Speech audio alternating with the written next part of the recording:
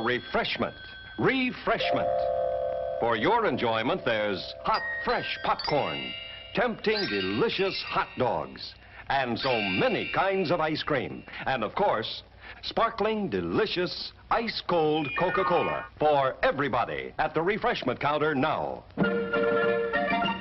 Remember, your favorite snack will taste especially good with world-famous ice-cold Coca-Cola.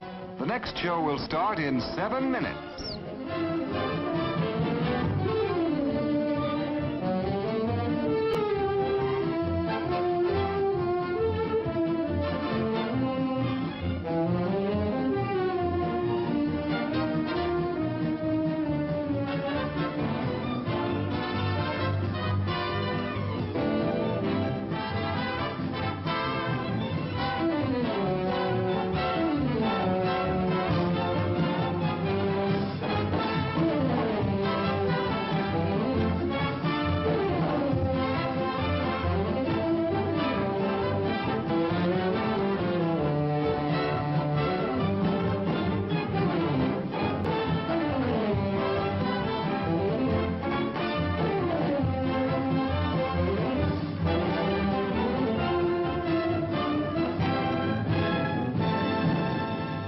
The next show will start in 6 minutes.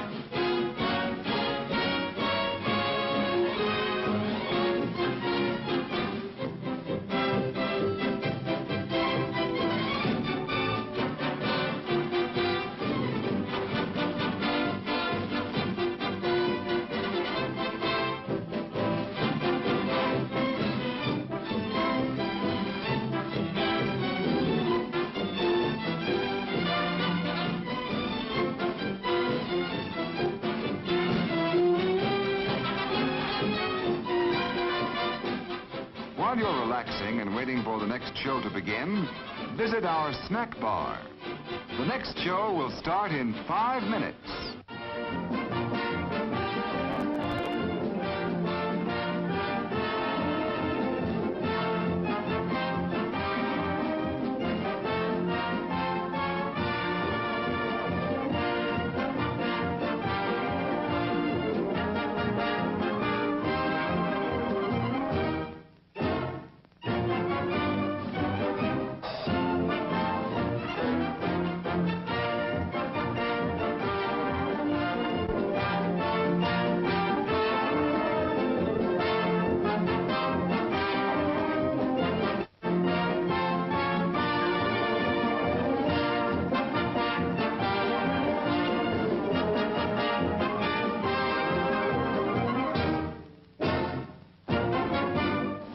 The next show will start in 4 minutes.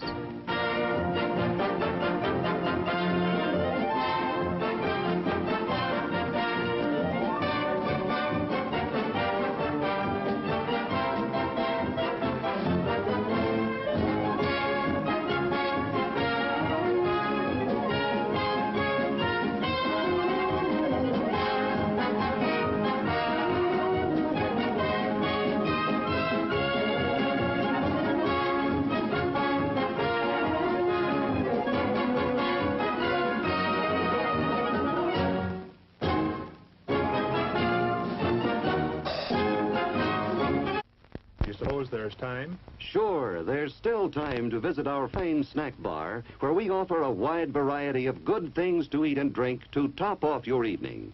Want a suggestion?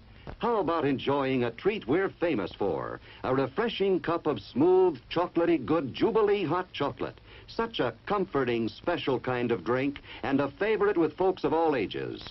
Hot chocolate goes down real easy this time of night, makes you feel warm and altogether wonderful. Bet you've never tasted hot chocolate quite as good as we make it. Enjoy a cup tonight. Hot dogs with your favorite trimmin' for men and boys, girls and women. Dress them up to suit your taste. They're good. So good. The next show will start in 3 minutes.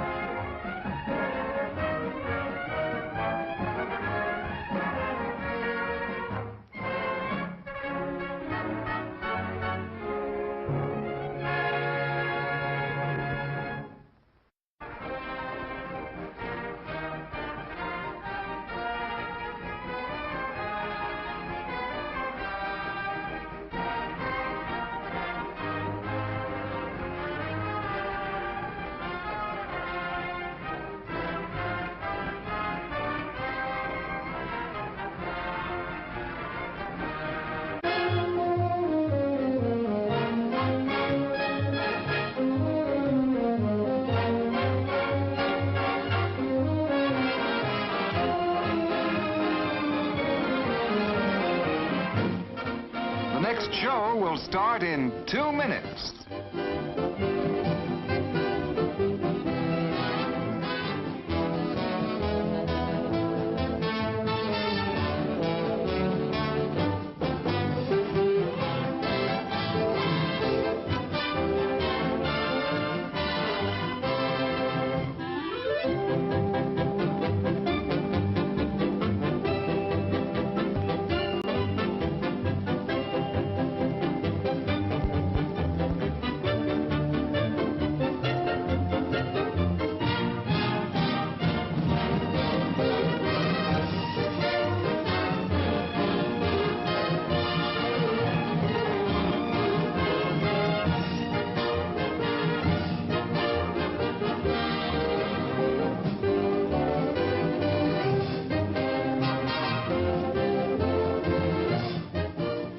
The next show will start in 1 minute.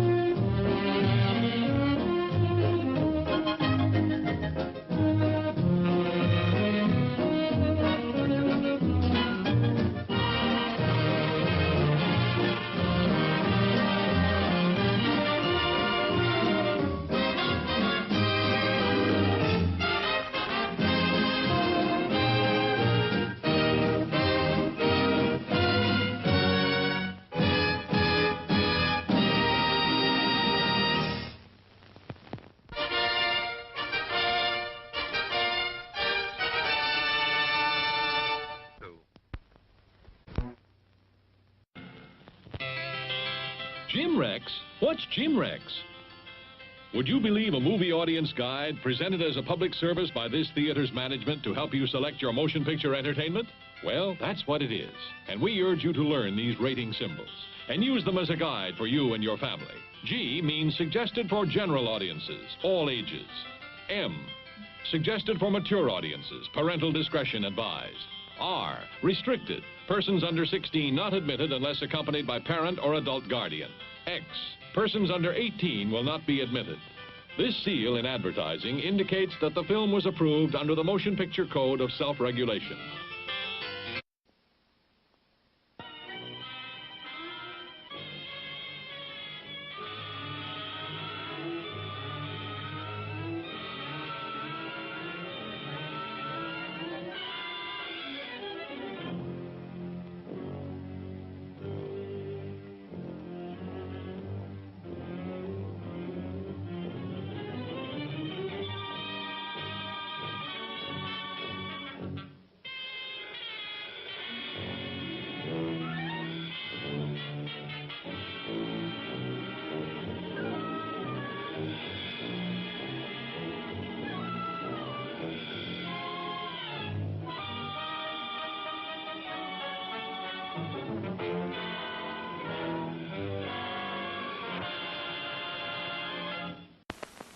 Hi, folks.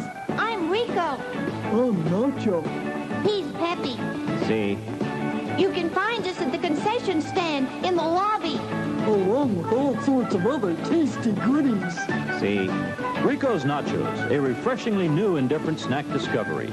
Chock full of high-quality ingredients, crisp, fresh tortilla chips, covered with creamy aged cheddar cheese, topped off with zesty jalapeno pepper rings. Rico's Nachos, out of sight. Remember, folks, we're the new star at the snack bar, Rico's Nachos, a new taste treat you can't beat. See? Rico's Nachos, on sale at the snack bar now.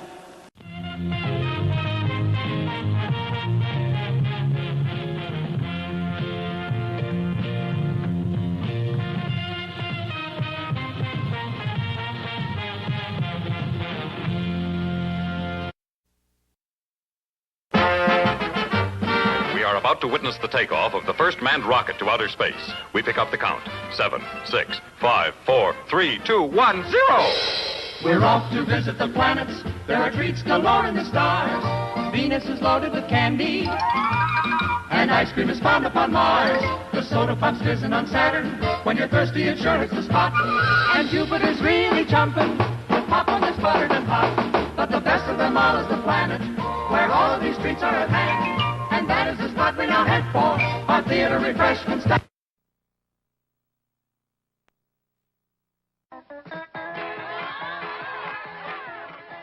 Good evening. It's intermission time. And during the next 10 minutes, we invite you to visit our refreshment stand, located in the center of the drive-in. Our service is friendly and quick. You'll find hot dogs, hamburgers, pizza, your favorite candies, hot and cold beverages, and other delicious snacks. So add to your fun of watching the movie. Visit our refreshment stand right now during our 10-minute intermission. We're glad to have you with us tonight, and we hope you'll come to see us often. It's great to get out to the movies.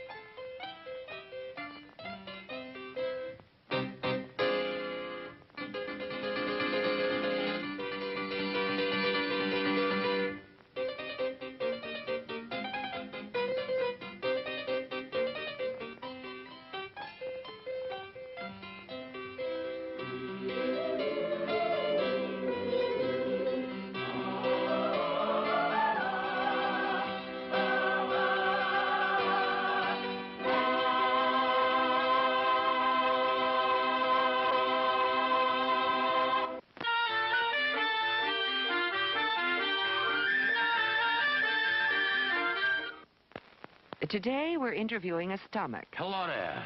What is life like as a stomach? Oh, boy, it was humdrum. I mean, until what's-his-name discovered Tony's Pizza. Tony's Pizza? Yeah, I was suffering from the pizza cravings until Tony's came along. Crispy crust and zesty sauces. Wow. And so now... What's that? Another pizza craving. Just thinking about Tony sets it off. Oh, where are you going? He's going to get a Tony's Pizza, and I follow him anywhere. Does your stomach send you pizza craving signals? Oh, wow. Tony's, the Pizza Cravers Pizza. Available at the concession stand.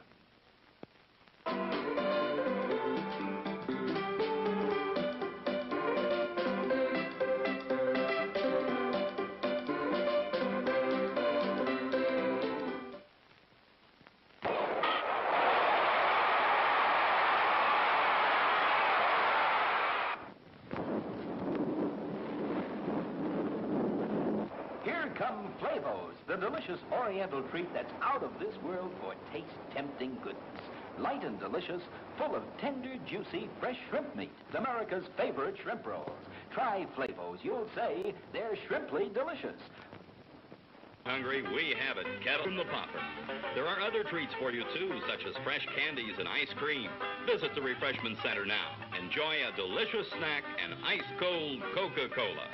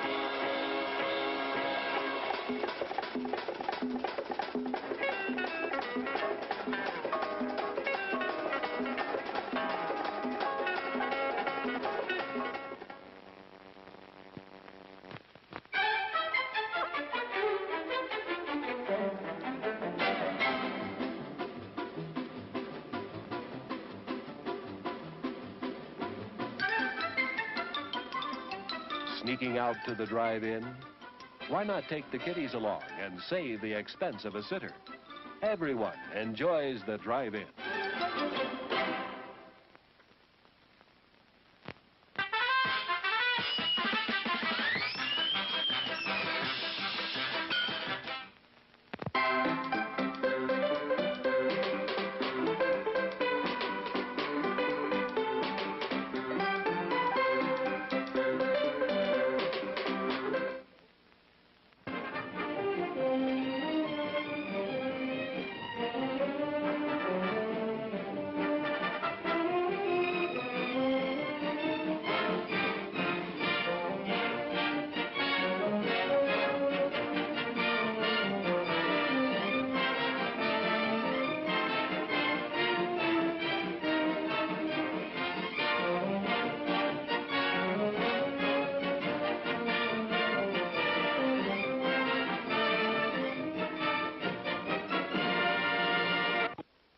Please replace the speaker on its rack when you're ready to leave. Failure to do so will damage both the speaker and your car. We'll be grateful, and so will the patrons who follow you.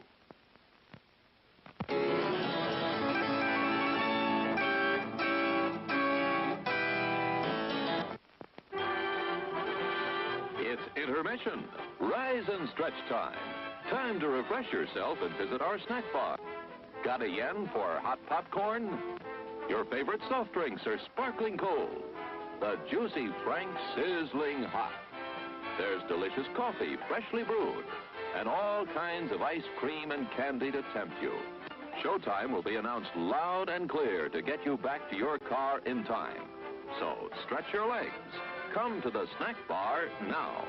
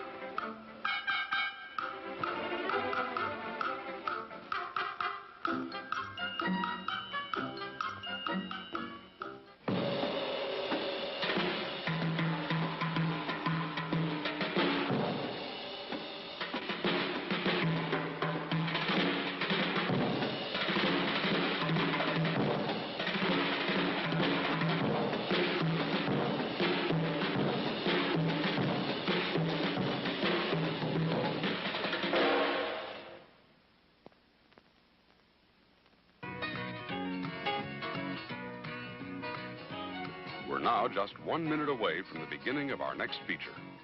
For your convenience, our refreshment stand will remain open after the feature begins, so you still have time to add to the fun of watching the movie. Before we begin our next feature, we'd like to remind you to replace your speaker before leaving the theater. If it is accidentally damaged, please notify someone at the refreshment stand. Again, thank you for coming out to the drive-in tonight. As you leave, please drive carefully and come back soon.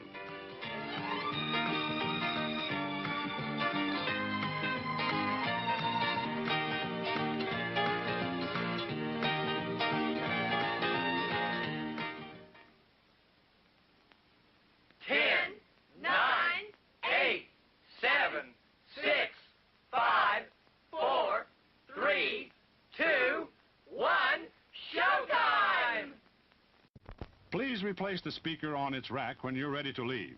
Failure to do so will damage both the speaker and your car. We'll be grateful, and so will the patrons who follow you.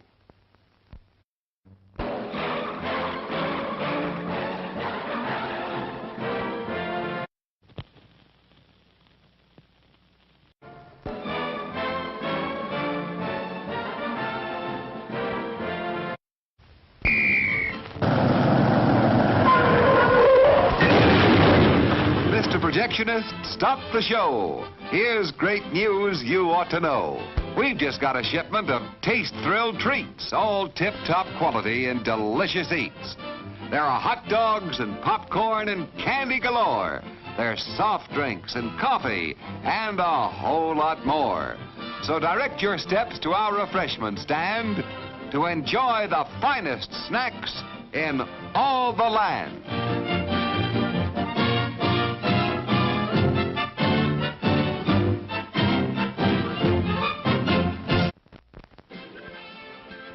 You have 10 minutes till showtime.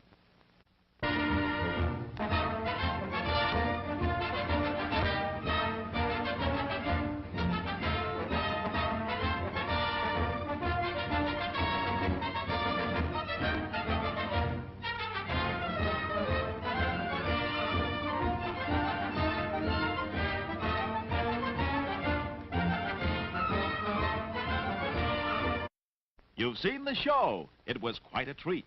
But now you'd like something to eat, so right this way to the concession stand serving Castleberry's, the best in the land. Yes, sir. Castleberry's is real southern barbecue.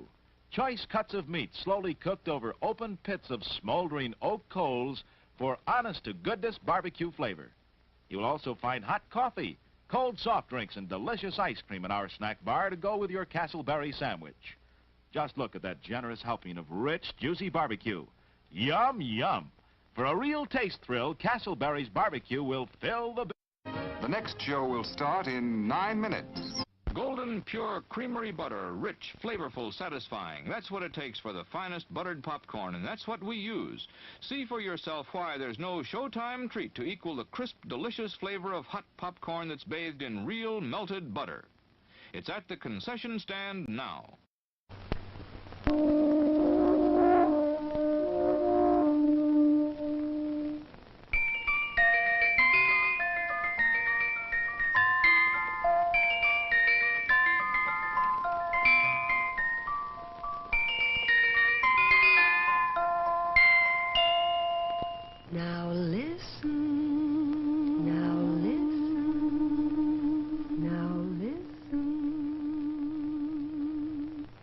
I'm the Dairy Queen, won't you come with me along the milkshake way? I've got lots of good surprises, fresh and yummy for you every day. There are malts and shakes and sundaes too, whenever you stop. And of course your very, very favorite, the cone with the curl on top. You don't have to just dream about Dairy Queen. Your favorite Dairy Queen treat is a refreshing reality at your nearest Dairy Queen store.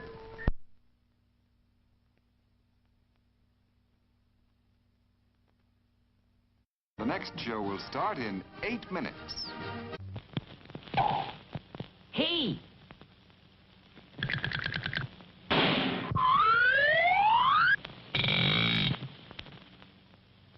They're ready, folks. For refreshment that is great. If it's early or it's late, It's Orange Crush, Orange Crush, the drink that's extra good.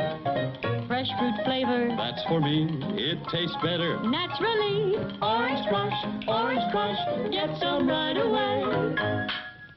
Visit our refreshment stand right away for delicious Orange Crush and all kinds of good things to eat.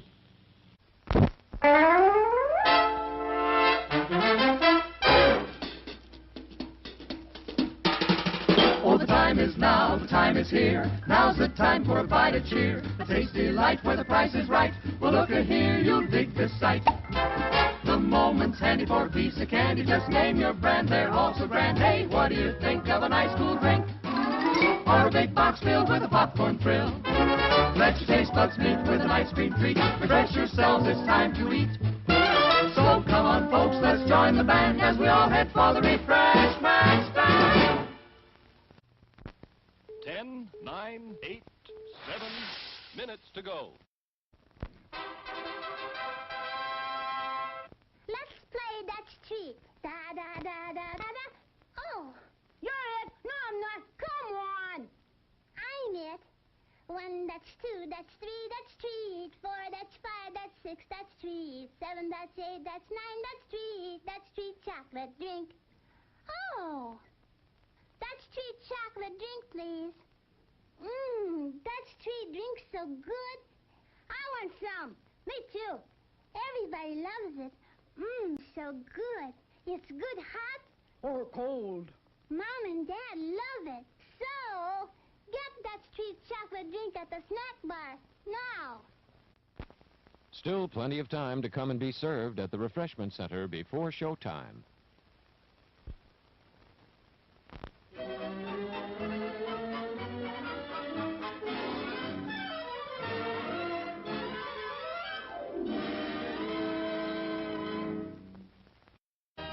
The next show will start in 6 minutes.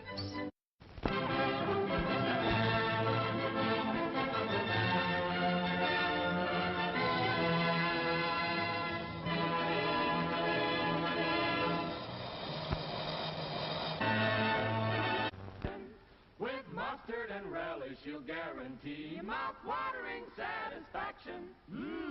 And now he slips his costume on a beautiful golden bun. There's his cue to go out on stage. He's the natural. He's the rage. Meet this person that'll be at our refreshment counter. Treat the family.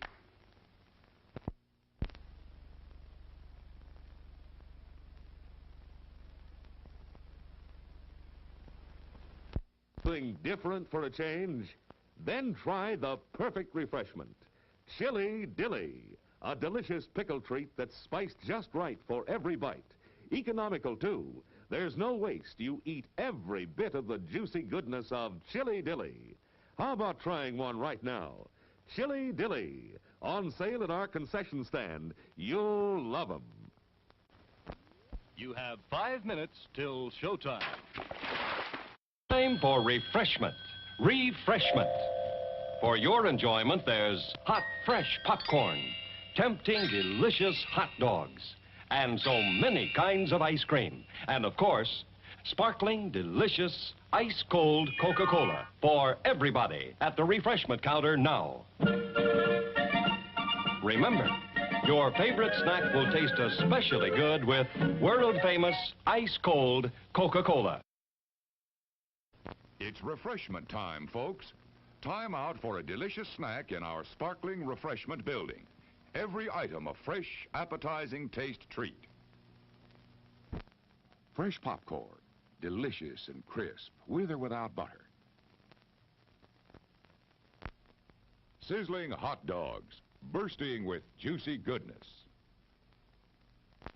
Tender, tasty hamburgers with all the trimmings. French fries, crisp and golden brown. Thirst-quenching, refreshing, ice-cold drink. There's plenty of time to treat yourself to something good to eat at our refreshment center. The show begins in just 4 minutes. And now meet the star of our show. Symbol of a treat that quality made famous. America's most famous ice cream treat. Eskimo pie. Creamy, delicious ice cream made even more exciting with smooth, rich chocolate coating. And wearing the label of quality, known the world over. Eskimo pie, the treat you know is tops because it carries its pledge of quality right on the back of the bag. Be sure you save the bags for valuable premiums. Get famous Eskimo pie at our refreshment stand now. It's America's anytime taste treat. Finest ice cream, finest chocolate. It's delicious. Our hamburgers are the finest. Quality beef expertly prepared for extra deliciousness. Treat yourself royally right now. What a hamburger.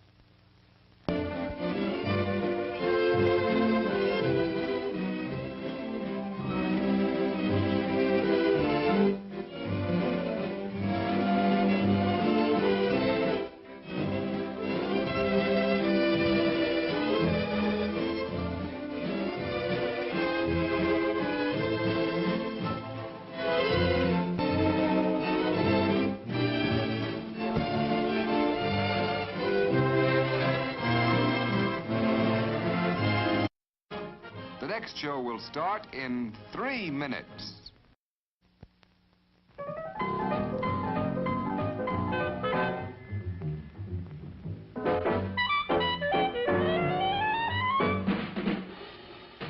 Like you crave that corn when it's freshly bobbed, you gotta beat it to the box with the butter on the top. Get with it, man. Start strolling down to the sweets that set you rolling, the best in town. Our candy's real gone, if I'm understood. To all you squares, that means the confection is positively delicious. Cork that stuff. Give me 5. Let me send you into this nutty jive.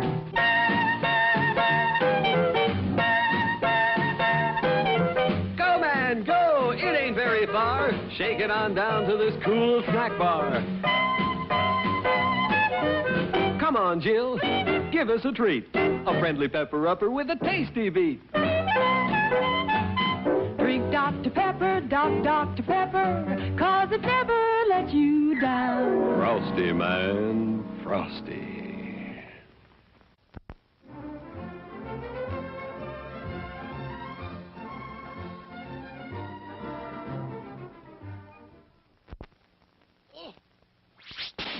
Only 2 minutes left.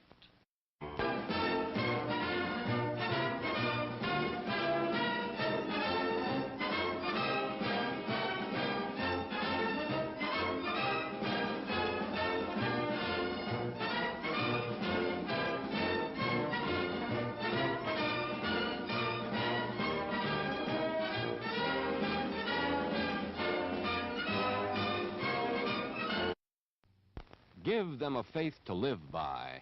Worship this week.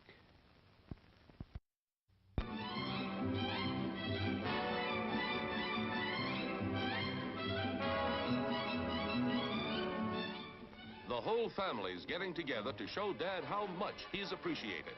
It's so nice to have a man around the house. But here's an extra surprise. Somebody's treating the whole family to the most enjoyable gift of all. Get the hint? Take Dad and the family on a pleasure-filled outing to the movies at our special Father's Day show, Sunday, June 21st.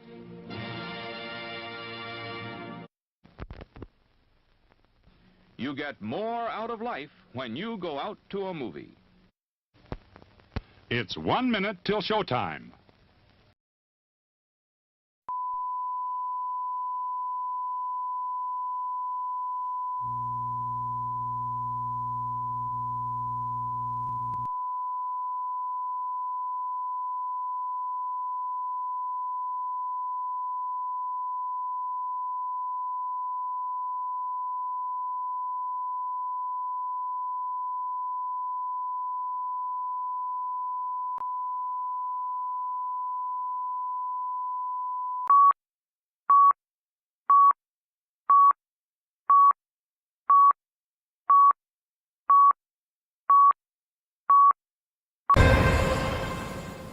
Check, check, testing, 1, 2, 3. Oh, fuck it.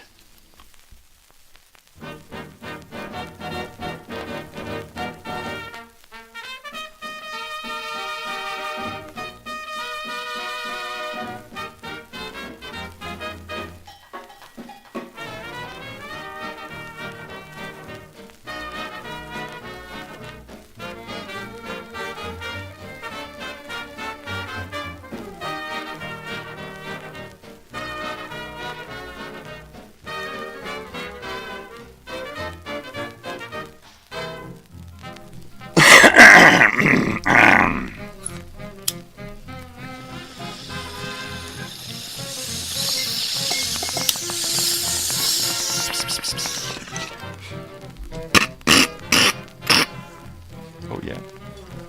Oh, yeah. Yeah.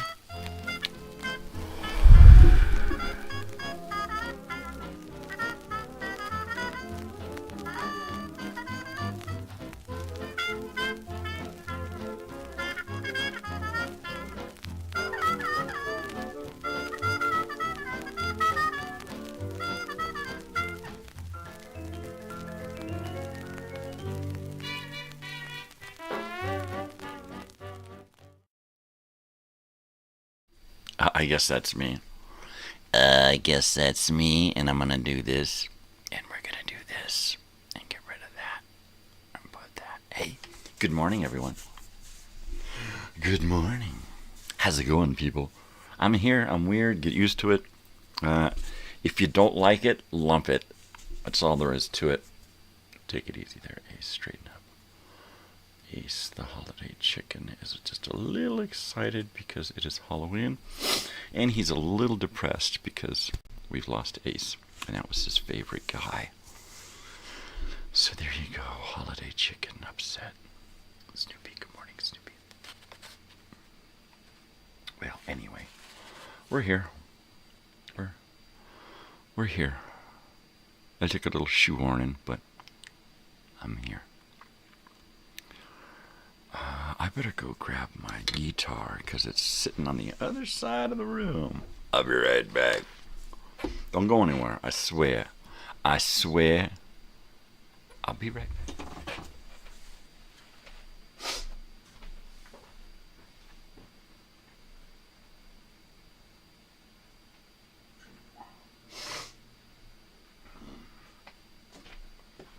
There it is. There she be. RCB. Anywho, good morning, everyone. It is Monday. Monday movie memories is Monday morning. It is the 20th of Rocktober. Still kind of lost over the weekend because of stuff going on. The world's a shitty place and the country's falling apart, and a lot of people just suck. And then, and then we lose good people a little too soon, It's kind of a bummer. It's kind of a drag, What are you going to do? Right? What are you going to do? Nothing, that's what I'm telling you. I've got coffee here this morning. I put my teeps in. I'm back. I swear, I'm back. Here we go. We're going in. This is we're going in. Oh, that's good. That's hot.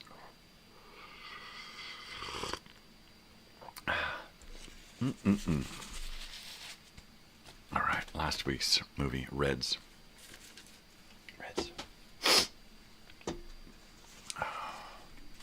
It is Monday movie memories, so we are going to have the usual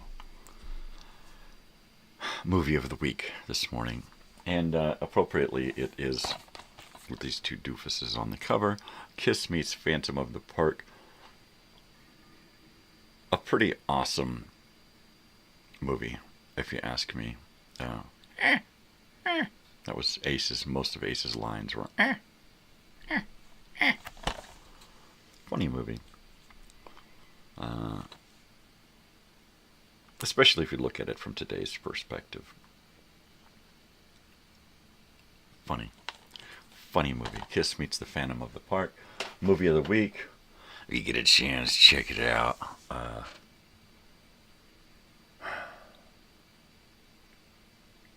It's possible we've done this movie on this show in the morning at some point. But, you know, it's appropriate, so we will do it. And there you go. There's that. There you have it. There it is. Smoked a joint over the weekend. I rolled a joint, stuck it in my secrets box, and took it with me to the show the other night. We went out to the Giant Rock meeting room out there near Giant Rock in Landers, California, and saw a couple of weird acts. We didn't get to stay the whole night. We were pretty burned. But we did stay to see most of the Shitfits performing Misfits music. And I'm not familiar with Misfits. I'm not. And I want to be. So I will be looking for some Misfits music to add to my collection. A cigarette, anyone? I could use a cigarette. I told my wife the other day, man, I could use a smoke. And she's like, don't you smoke enough? It's not the same, man. It's just not the same, you know? Sometimes you just want a cigarette. And you just... Sometimes you just want to have a smoke, you know? So there you go.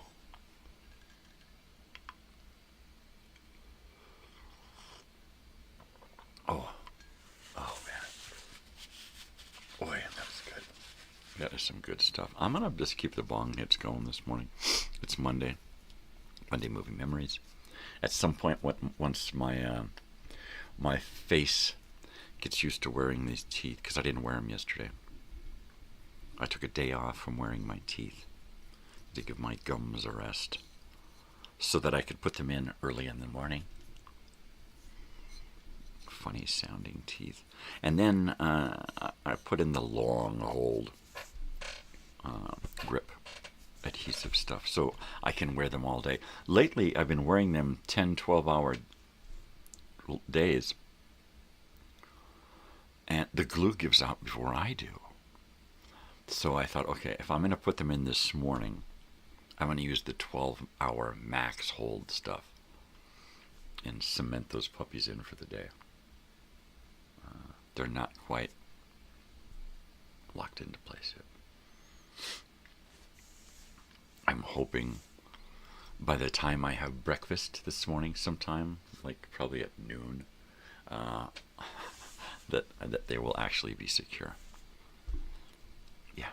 So we've had a few people bopping and bipping on out of here this morning. It would be nice if I could get somebody to give me an album of the day. I'm looking for an artist or a band from the 70s or 80s. That's the era we're looking for, 70s, 80s, that period there. The decades of my youth. By the end of the 80s, by 1990, I was 22 years old. When I went into the 70s, I was dos años.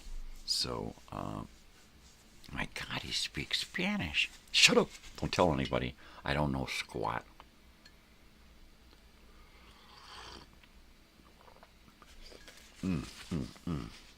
That is good coffee this morning. Let me turn my cup around so you can see that it says, I'm a ray of fucking sunshine. This is my daughter's Reckless Records in Chicago. And last week, the week before last, Rush.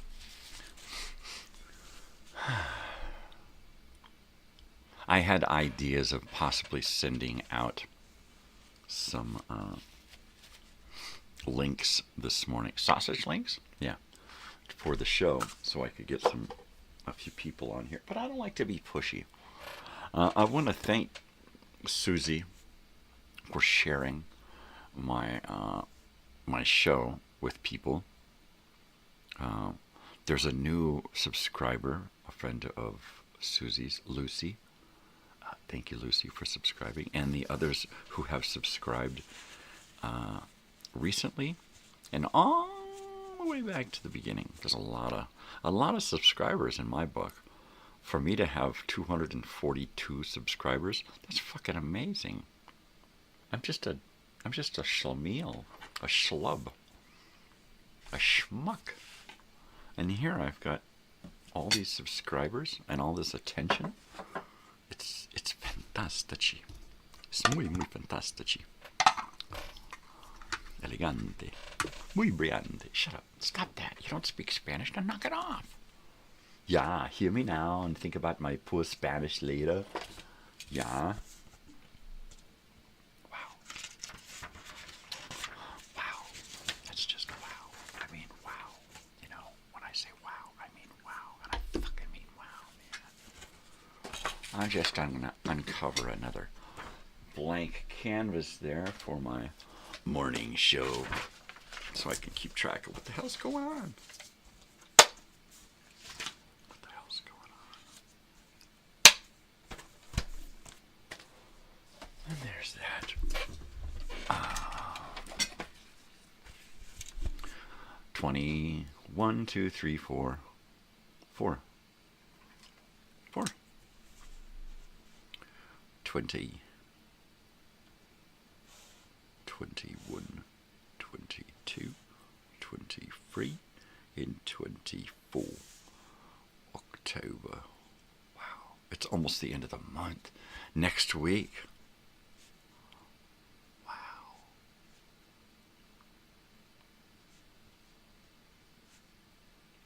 There we go. Oh. Let's see. What are we gonna? We're not gonna do anything. We're gonna. Oh, Kiss Meets the Phantom of the Park. That's right. That's the movie of the week.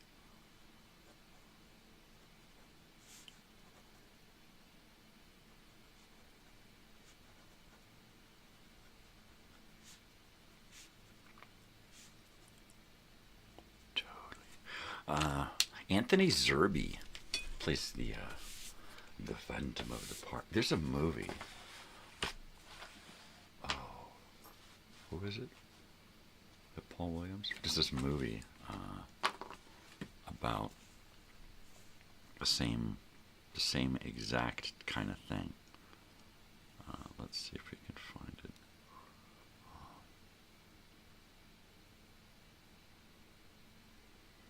Movie.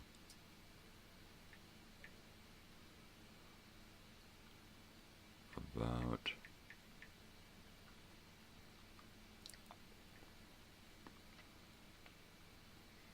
an evil scientist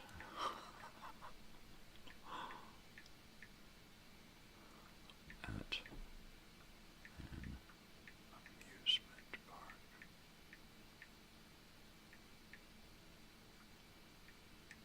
There you go. Now let's search that shit. Jurassic or no. No.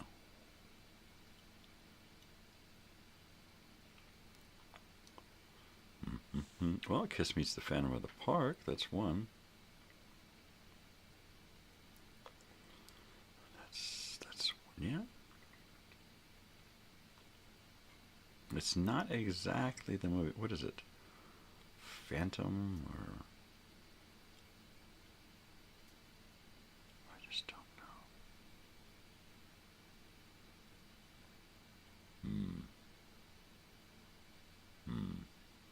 Kimo sabe. Sabe, Kimo sabe. Toodly doos. Yeah. We're live. This is live. I'm not fucking around. This is live. This is reality. This is the realest reality show on YouTube. Get a hold of that. And that's all you need. But all he does is smoke and drink. It's real.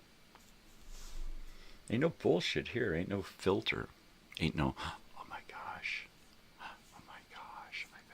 I better stick to a script. Right? I better stick to a script. Because if I don't, it's going to be like that.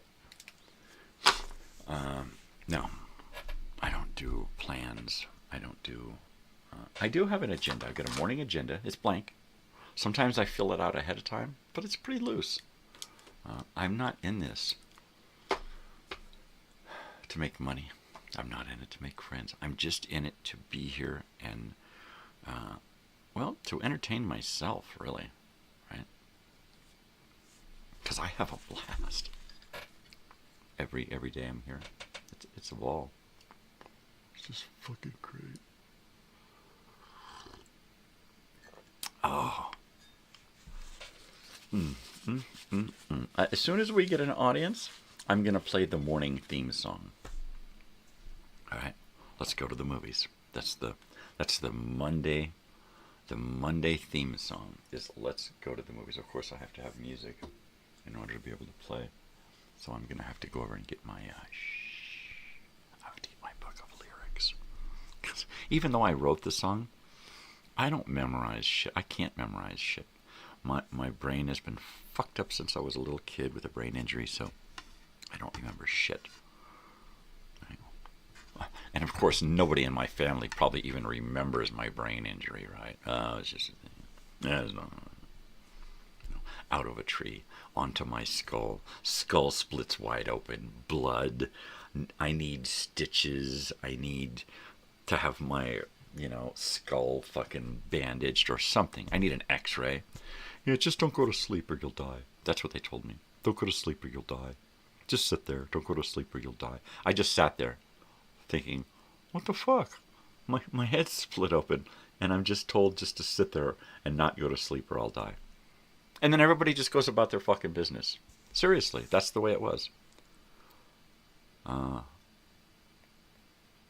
And that one little fucking thing changed the rest of my fucking life. And nobody got it. Nobody even fucking... my siblings probably like, what? What are you talking about? Split your skull? What are you talking about, man? Sister was too young to remember. My brother, he's the one that pushed me out of the tree, so why would he remember? Yeah, I mean... Don't worry about it. Just don't go to sleep or you'll die. Shouldn't I go to the hospital? We can't go to the hospital. Why not? Because they might take you away from us because we're bad parents. Well, gee, would that be so fucking bad? My goodness. So, why not just be better parents and not have to worry about it? Yeah. Don't go to sleep or you'll die. Ah, I love it. That's what you tell a kid. That's what you tell an 8, 9-year-old, 7, 8, 9-year-old kid. You tell them, yeah, you split your skull wide open. We can't take you to the doctor, but don't go to sleep or you'll die. Okay. From then on, everything was fucking wonky. I had way big time trouble getting along with anybody, anywhere. I was always... fucking keyed up and fucking ready to fucking scream or yell or cry or just fucking explode, right? Nobody got it. Nobody understood. Nobody even wanted to understand. So therefore, I didn't really think about it. I just tried to be as human as possible. Even though I knew I wasn't. I knew I wasn't human. I knew I went through my entire childhood thinking that I was some kind of pet, some kind of animal, some kind of, family mascot. Seriously.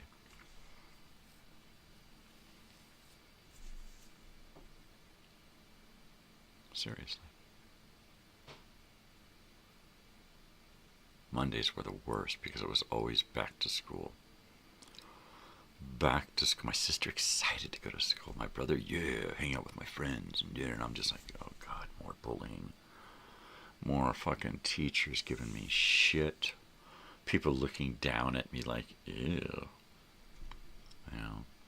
Well, geez, maybe if my parents would, make me bathe regularly, put me in clean clothes, talk to me about hygiene and brushing your hair and shit. No. It was easier just to ignore, basically.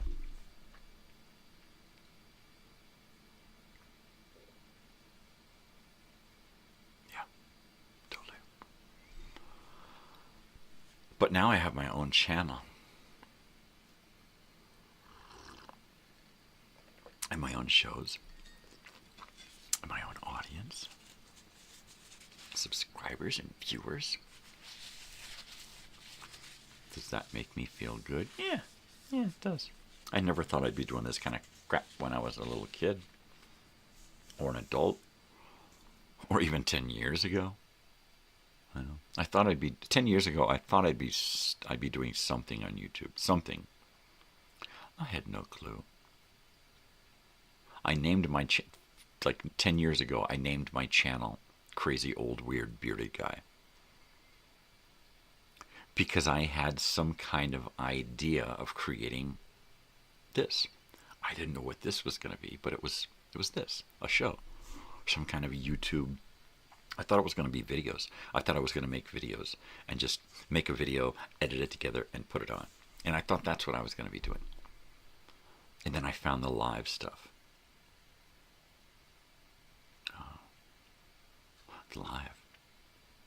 The live stuff is where it's at. It's more now.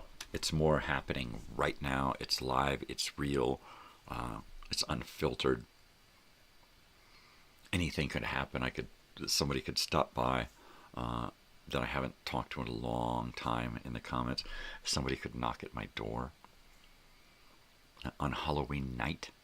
Expect some Halloweenness. Because it'll be cool. I'm going to let the neighbors know, the ones who have little toddlers, to bring the kids by. Bring them by. Get some treats.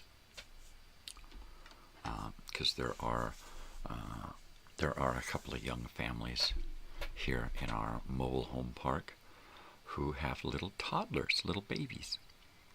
So there you go. That'll be fun.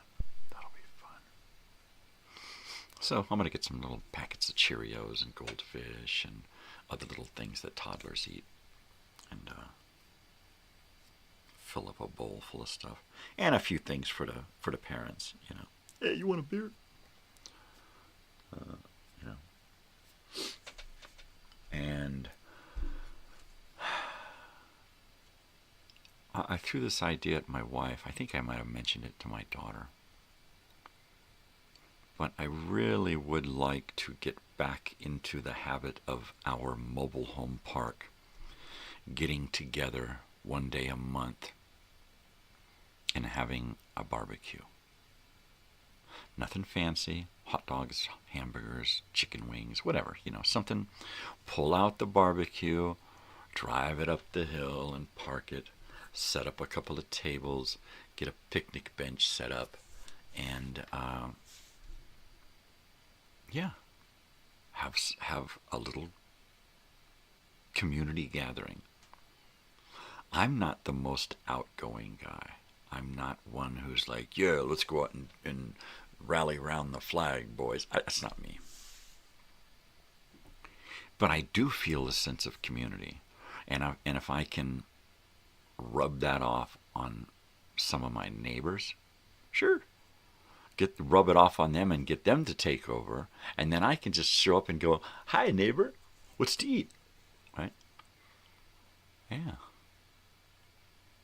So I'm thinking we've got a lot of stuff that we could put together for an outdoor get-together. We've got a big barbecue, all the utensils, a lot of party dishes, napkins, plates, cups, silverware, that kind of stuff. So we've got all that. It doesn't take much to buy a couple of packs of hot dogs, the big packs of dogs, and a couple of big bags of buns and some condiments, some new condiments, right? One of those 3-packs, the relish, the mustard, the ketchup. Chop some onions, some jalapenos, and just make the first one just hot dogs. Just hot dogs. Just put a mess of dogs on the grill and all the fixins and a one of those big giant cans of beans and a few bags of chips.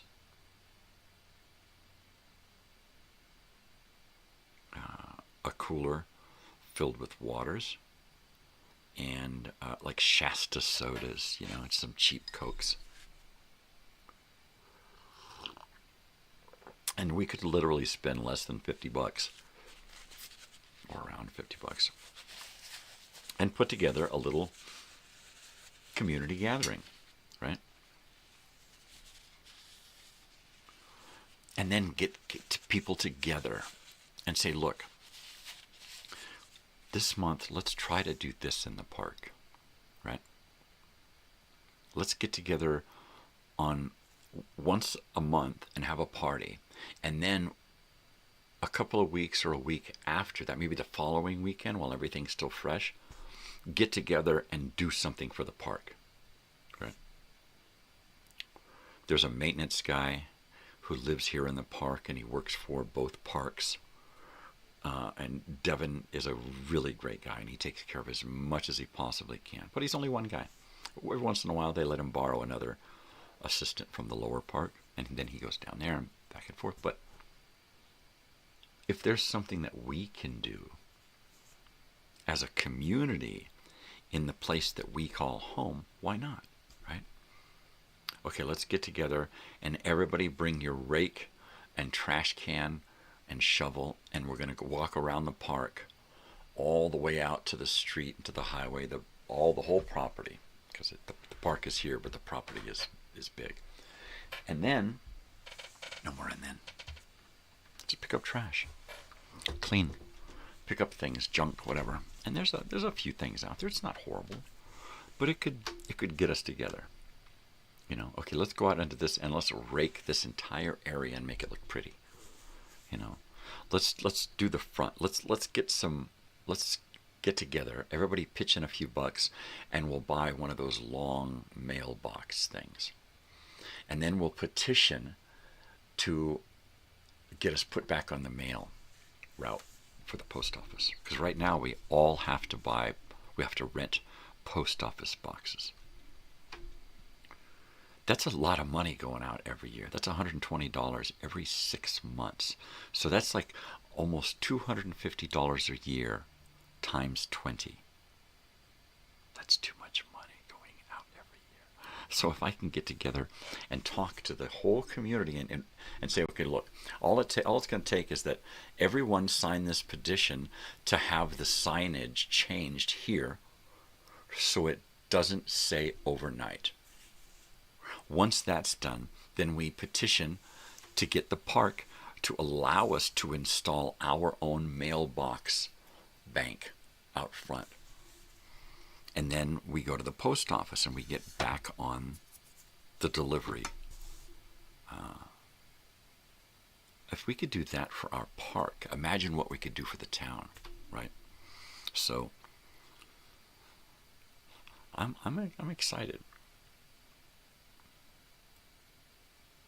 I'm always, you know, blah blah blah, preaching about helping and doing something for your community. This is where it starts. This is how it starts.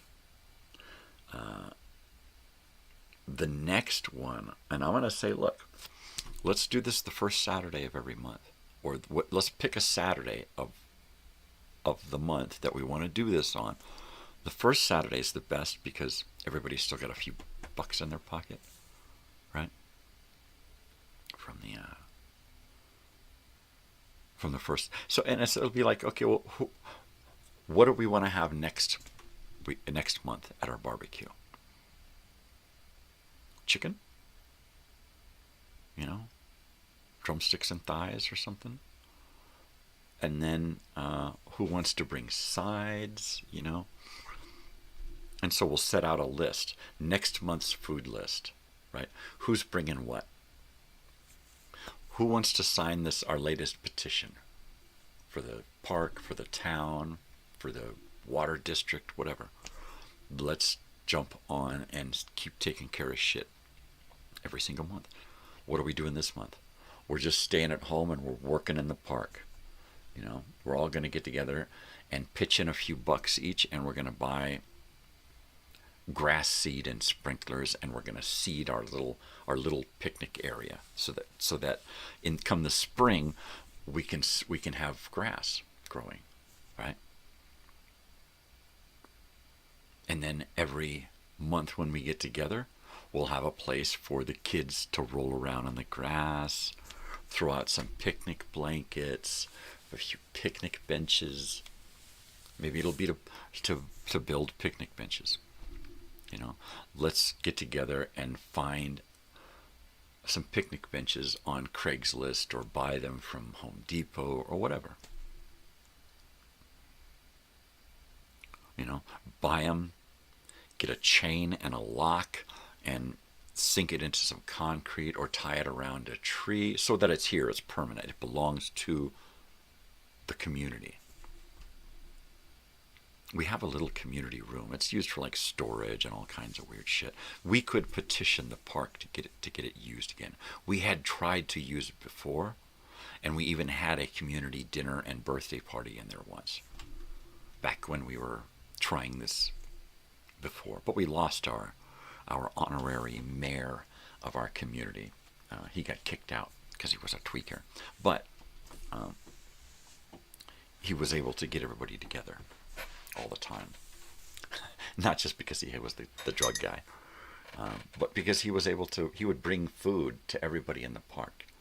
He would help anybody in the park. And we need that. We need people like that in our community. I got to go heat this up. So I will be right back. Don't go anywhere. In fact, give me an artist. 70s, 80s artist. I got to pick an album. Don't make me pick.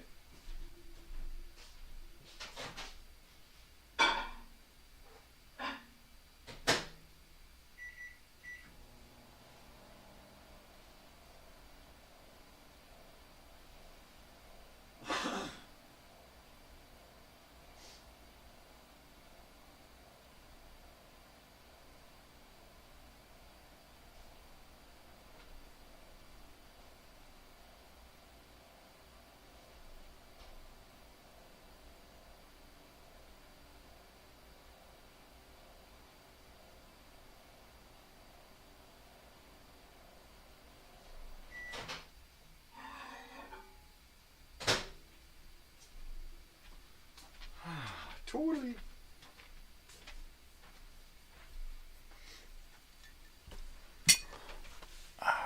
Okay, I'm back. Oh, piece of candy. Look, a bong hit. Isn't that great? Monday movie memories, people. We are talking about Kiss Meets Phantom of the Park, filmed on location, Saugus, California, at Six Flags Magic Mountain. One of my favorite places to go back in the 70s, even though we only went there like twice. Yeah, I remember those days. I think we had a dog in the car the whole time we were there.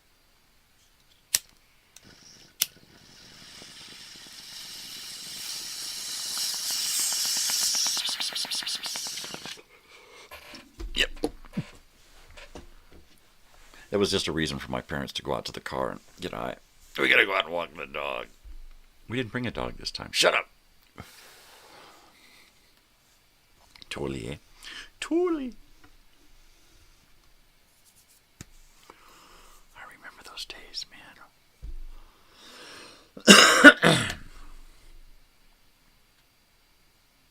Wow.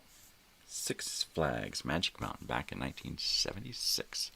77. Right when they did that revolution, the first looping roller coaster. That was heavy, man. Those were the days. Those were the days. I forgot to get my music. I forgot to get me music. I'll be right back. It's just right here. I'm not going far.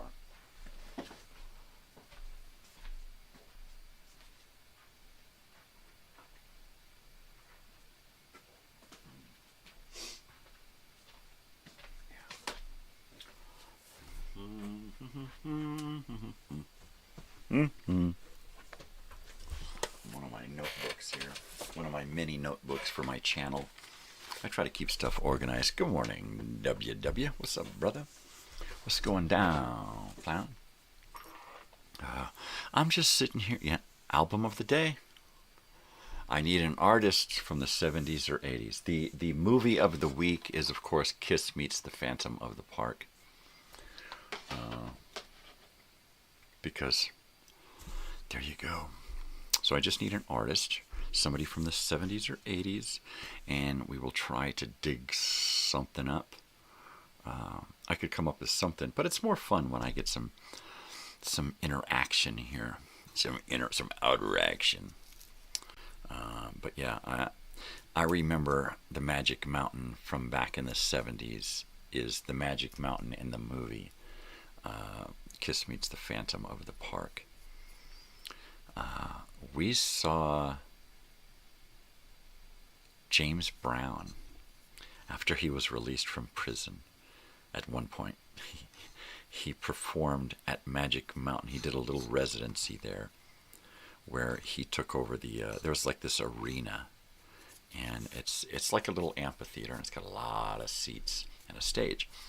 And he was doing like 2 shows a day on the weekend, right? Chuck Berry. Not Chuck Berry. Oh, sorry, James Brown. They were billing him as the Black Elvis. I'm back. The Black Elvis is what the marquee said. Performing James Brown. Or it was like the Black Elvis, James Brown. It was really weird how he did that.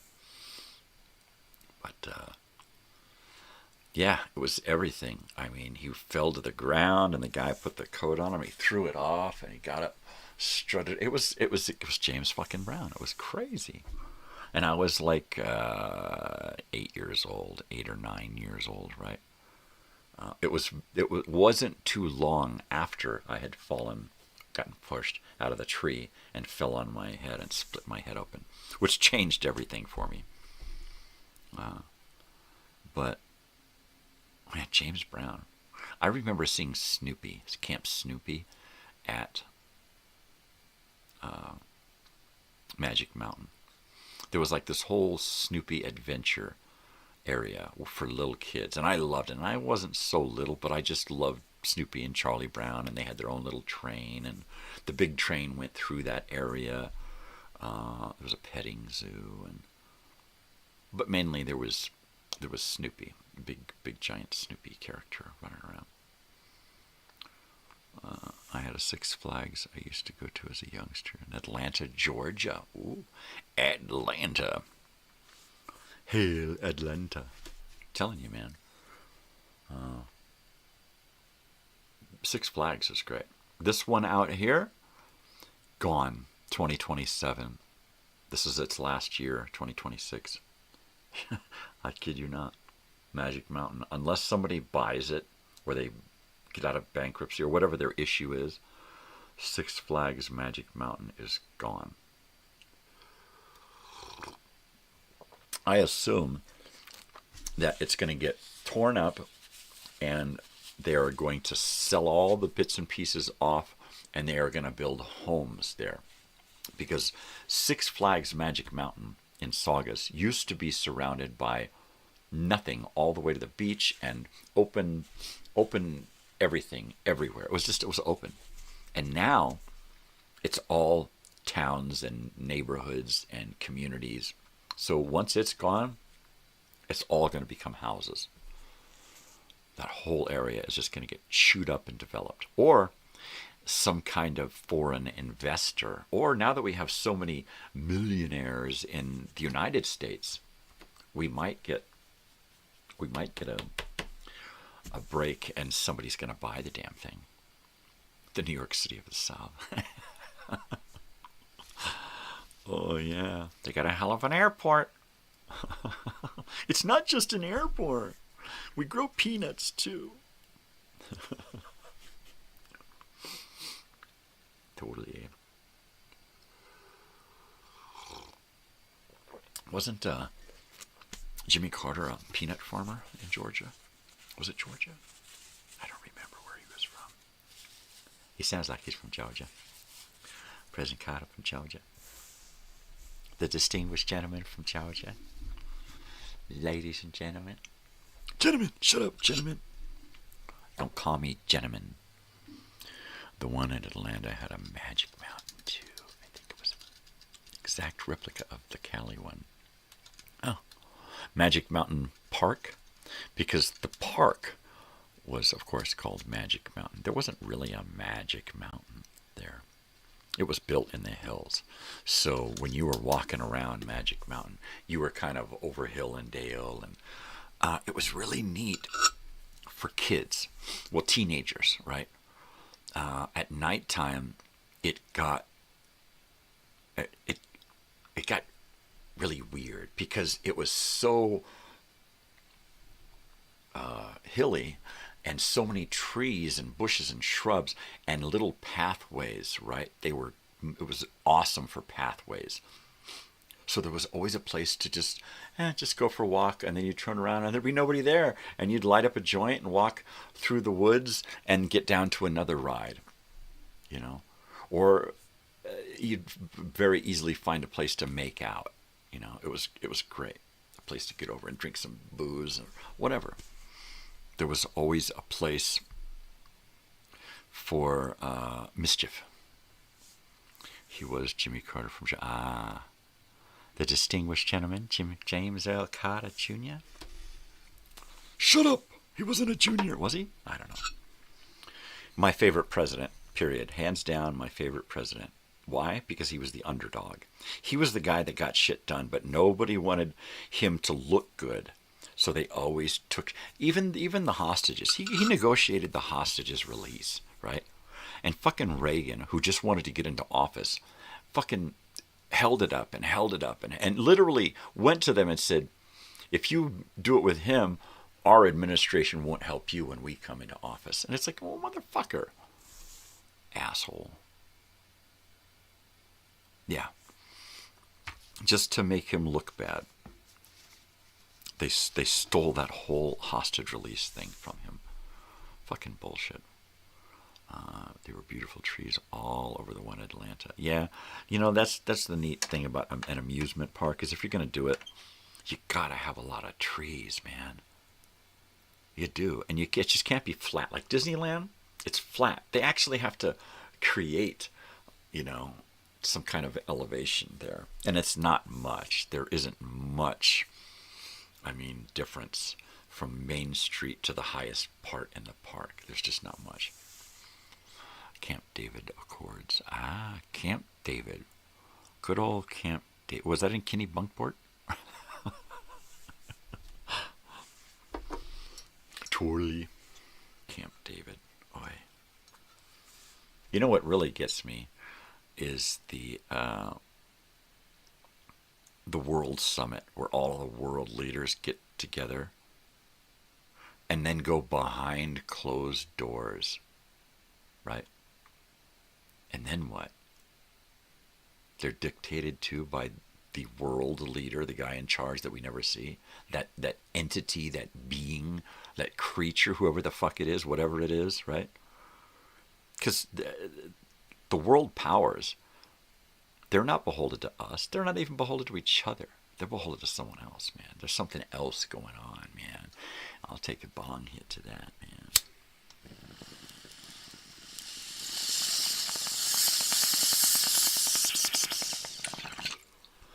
Really, think about it.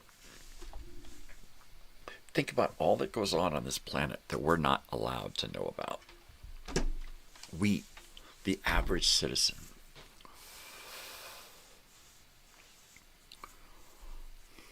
Your own country, other countries, right? Even your own town.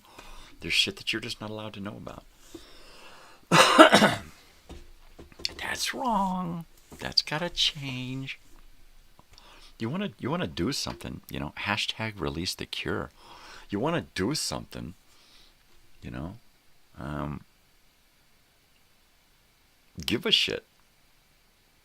Take care of each other.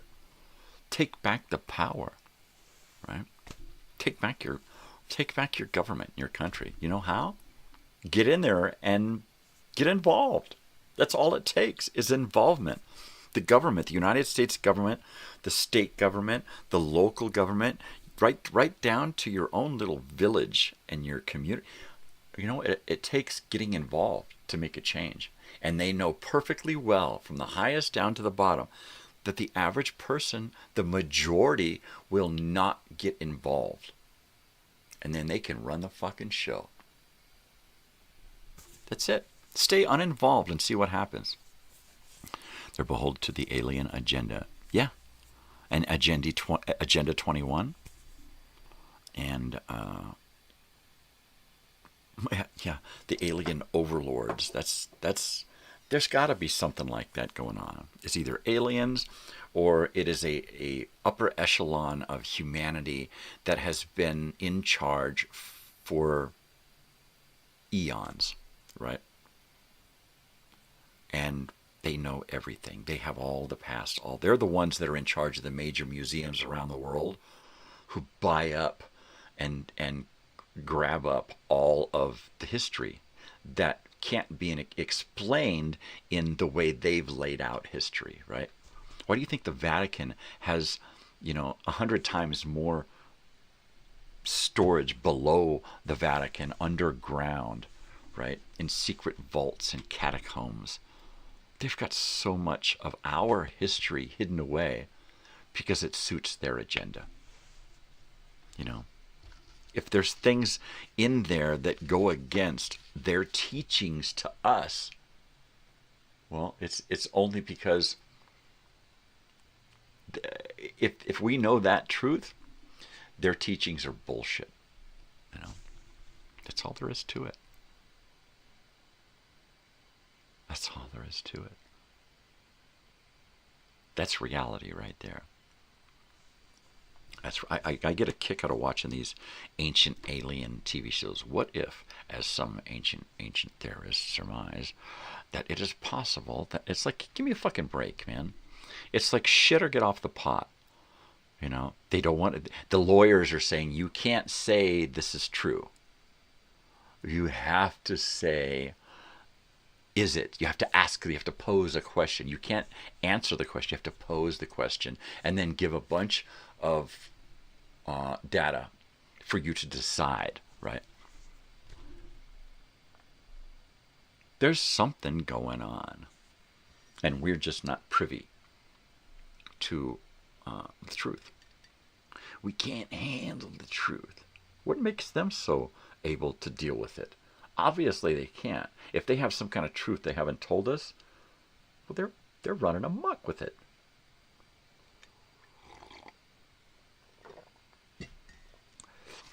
Amok. They're fucking mucking it up, man. What they need to do, the powers that be, is fucking step aside, right? We need people in there. We're sick of this fucking bullshit going on. At least I know I am. I know there's a whole lot of other people who are sick of never knowing what the fuck is going on. Citizen oversight. We need, as the people of this country, with all of the power and the tax dollars that fund what's going on in Washington, we as the rulers of this, the true rulers of this country, all right, we need to take back the power. Yeah, peacefully, one by one, person by person, we get our own people in there to take it over, right? That's the only way to do it. From within the fifth column, right? We have the power. We need to make sure that they allow citizen oversight in the government. Period. Period. All right? We have enough average citizens smart enough to go into Washington and look around and say, yeah, this isn't right. We have enough average citizens now who are retired people from government who have clearance, who can go in and look at stuff and then tell us whether we need to let them deal with it or we need to get an attorney and go to the Supreme Court. Seriously. We can do that. Gosh, we're people. We have the power. All we have to do is get together and vote on it as a group of people, you know? And it starts in the community. That's where it starts. Get your community together. Rally them together and say, look, whether you're a red or a blue, or it doesn't matter, right? It just doesn't matter. What matters is caring about people on the neighborhood level, on the community, village level, on a global scale, on a national scale, right? On a state scale. That's what needs to happen. It needs to go back to the good old days, you know, mom's apple pie cooling on the windowsill, you know, and everybody in town walking by going, it smells great. And nobody steals the fucking pie, right? That don't happen. You put that pie out there and it's gone in 2 fucking minutes. Gone.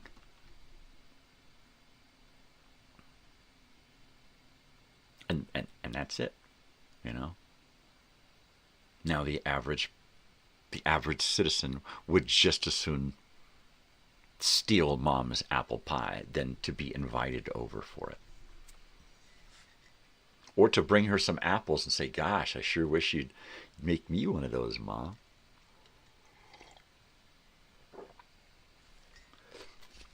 Or just to ask her for the fucking recipe.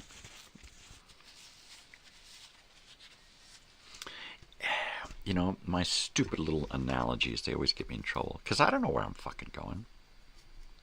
But now I want apple pie, damn it. Shit. Stupid apple pie. Yeah. Do you like the regular crust, lattice crust, or the crumbly crust? Right. Like Dutch apple pie. Ooh. I like a good Dutch apple pie as long as it's a little crispy on top and not too sweet. Too sweet? No, not quick. Totally. This morning's weird, of course, because it's Monday, right? And I actually went out over the weekend. We went and saw the Shit Fits perform at the Landers Giant Rock Meeting Room, which used to be a little hole-in-the-wall bar. It was just a little strip of a bar up front with some like booths, and then a little spot with a bathroom and another little corner. And that was it. And then outside, it had a bunch of seating and a stage. And then that building butted up against a big warehouse, and it had another portion of the building that was unused, right? And I always thought, man, this guy's got all of this room, and this place has so much potential, right? Why doesn't he do something with it? Well, little did I know that a little bit at a time, he was in the warehouse working on it and fixing it up and working on the back and doing all kinds of work that nobody ever saw. And when he finally opened it up, he's got this big warehouse that has been turned into a nightclub. So he's got an area where you walk in and there's a bar and a restroom and a door to the backstage. And then it enters in through some arched passageways into a little living room area with sofas and chairs and tables. And then it goes into a place that's a big open area and a stage with all kinds of sound, acoustical stuff to keep it muffled and in there. And it's got lighting and colors, and it's just a beautiful fucking place. And I haven't been out there in a year, and it has really come into its own. So now it's a place with 2 stages, a front stage and an indoor stage, and plenty of room outdoors to do even more, right?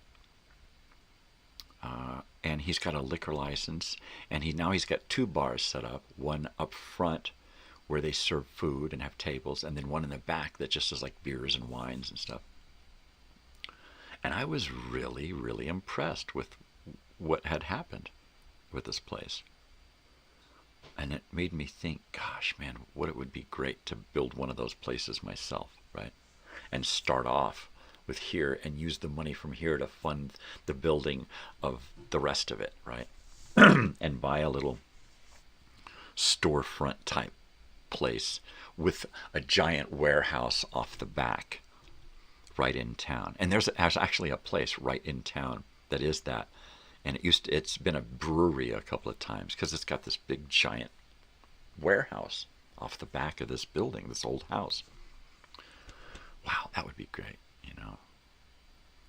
That would have to be one of those things that would have to be crowdsourced, funded by raising money and getting some groups of people to donate time and money and materials, and selling off 49% of the company to investors, so that only 49 cents, so that I could retain all rights to decide what to do with the place, right? That would be neat. And like I said before, start with an arcade and then add on a restaurant bar for the adults to go to. So they drop the kids at the arcade, they go to the bar, they have dinner at the restaurant, they send the kids to the arcade, and they go over to the bar where there is a stage and live music. And then just keep adding on, mini golf, batting cages, a go-kart track, you know, go from a vintage arcade on this side to a new arcade, rooms, party rooms, have a main party bar area, right? And then have rooms, booth type rooms off the side. Have it double 3 stories so that you could have a balcony area, right? That would be awesome. That would be. I'm such a dreamer. I love to dream. Sometimes I even write up plans. You know. I think what I'm going to do is find video game machines. The only thing with using old vintage video game machines is you need an old video game machine technician. You need somebody who knows how to repair these old wired up switchboard operated tiny little.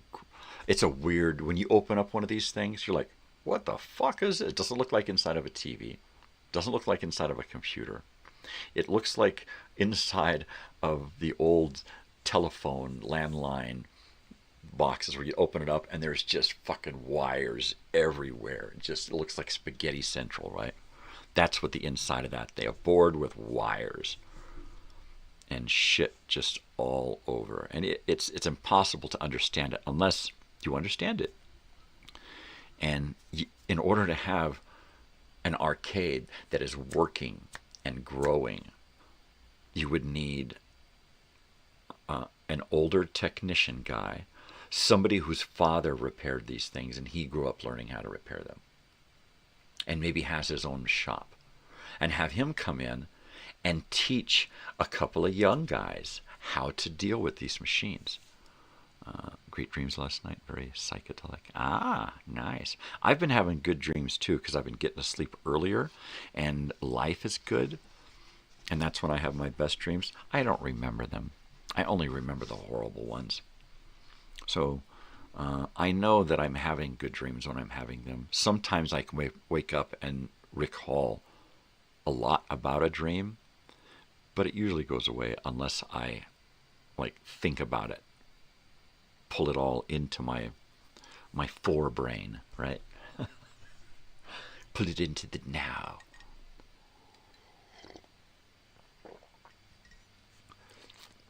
Yeah, I'd love to do an arcade thing.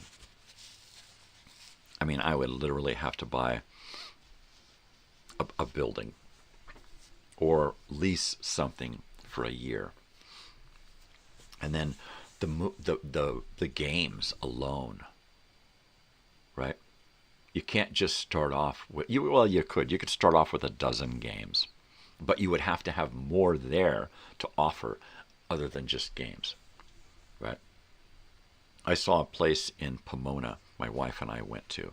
There were a couple of places right in the old town there that were arcades. We went to one that had probably a dozen or less machines in it, maybe give or take a dozen. All vintage machines, and all like #1 games for like the mid 1980s. Joust and Galaga, Galaxian, Centipede and Space Invaders, and all of the really good stuff. And I'm thinking, well, you would have to have a good selection of games, but you would also have to be able to sell snacks and drinks, and you would need to offer something else going on in that establishment. So you would have to get a pool table or two. You would need like ice hockey. What do you call those? Air hockey. That shuffleboard thing up high with the sawdust. You'd really need to invest in a nice gaming. Here's the video arcade. Here's some pool tables. Here's some other stuff, and then at the end there's a snack bar, and there's little booths and seats along some spots. Yeah.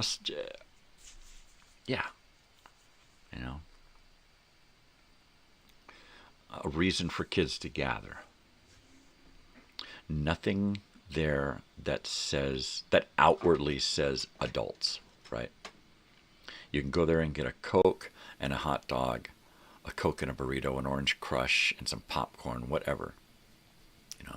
You got your nothing fancy, your regular snacks. A couple of kids working the snack bar, somebody up front and somebody in the back putting together some food, simple stuff. One of those hot dog cooker things. So you're just pulling dogs off, putting them in buns, sticking them in little things, and sliding them into a warmer. And then the server's just putting hot dogs on a tray, and they're taking it over to the condiments, right? Just like at a theater. Simple cuisine.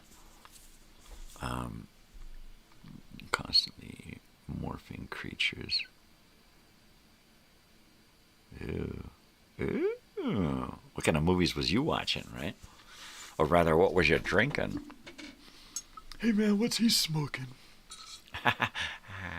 What am I smoking? I'm smoking Tropical Trance because it's 2769. 27, yeah, 69 on the THC, but it's good. It's good. I decided to come down on the THC a little bit because when you bring the THC up and down and try different combinations of stuff. It helps you to not get, what do you call it? You know what I'm saying.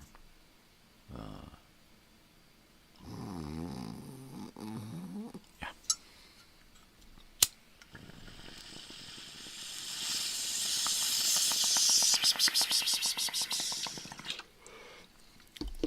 You don't want to burn your tolerance out on something.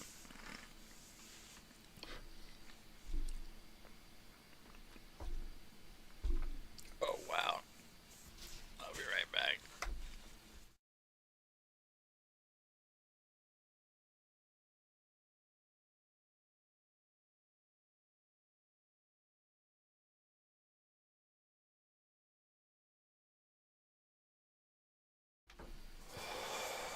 Pardonnez-moi. I had a little bit of a adhesive issue.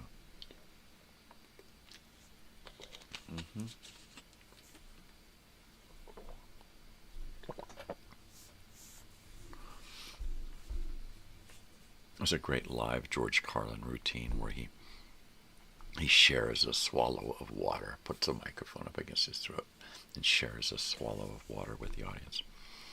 It's kind of funny. I love George Carlin. Probably one of my, I don't know, top 3 favorite of all time comedians. Possibly the number 1. He's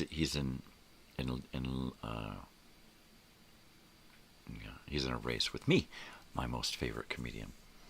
Sometimes I'm the funniest guy I know. No, I'm just kidding. See, that's funny. Trying to get my teeth to hold still. You got to hold them down, you know, and squish out the air. When I used to smoke weed, I would never dream for some reason. Using up all your imagination during the day. I hear you. I usually have pretty vivid dreams when I'm smoking. I'm going to go heat up my coffee because it's cold. I'll be right back. We still don't have an artist of the day. You know what I mean? You know what I mean, Vern? Artist of the day.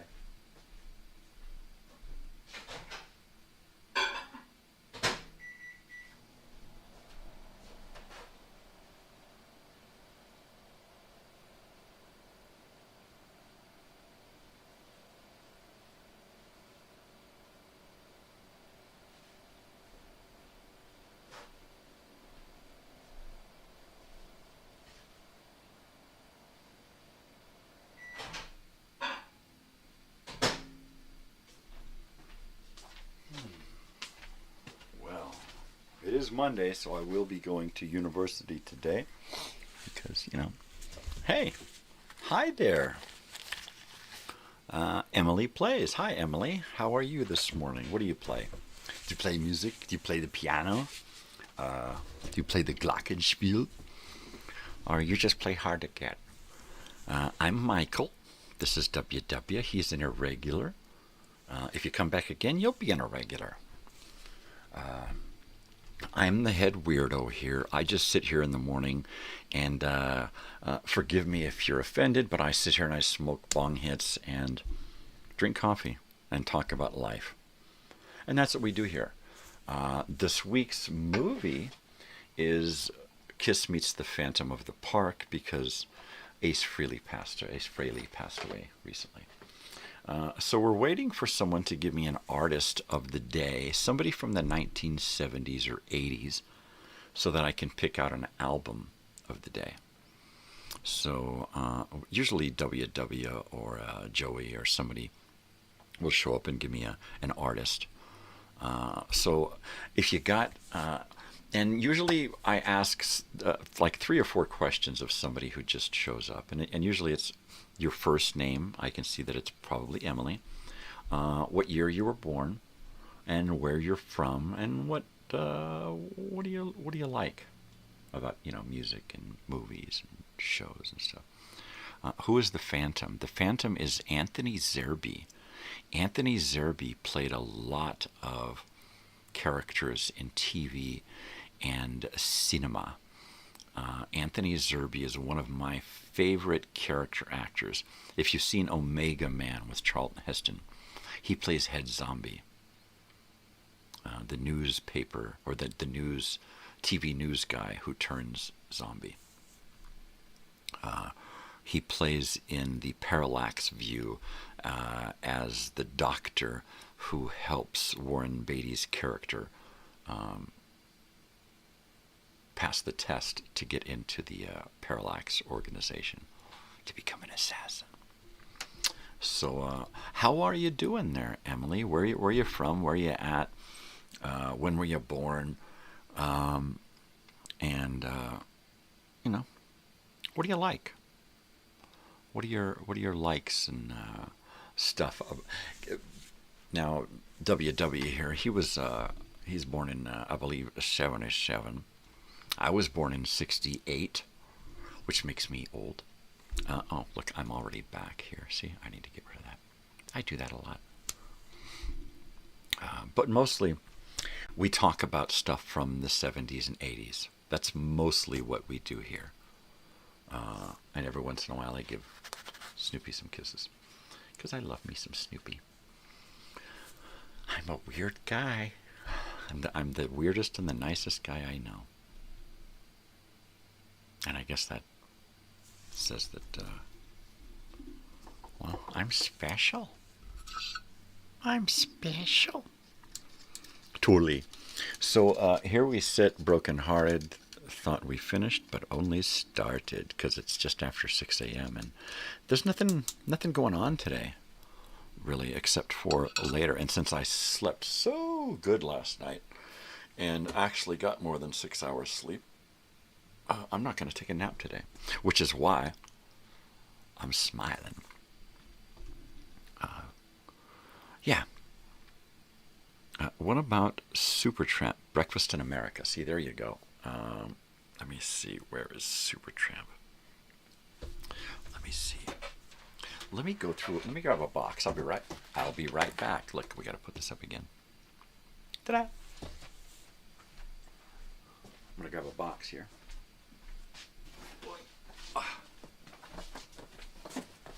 Okay, I got a box.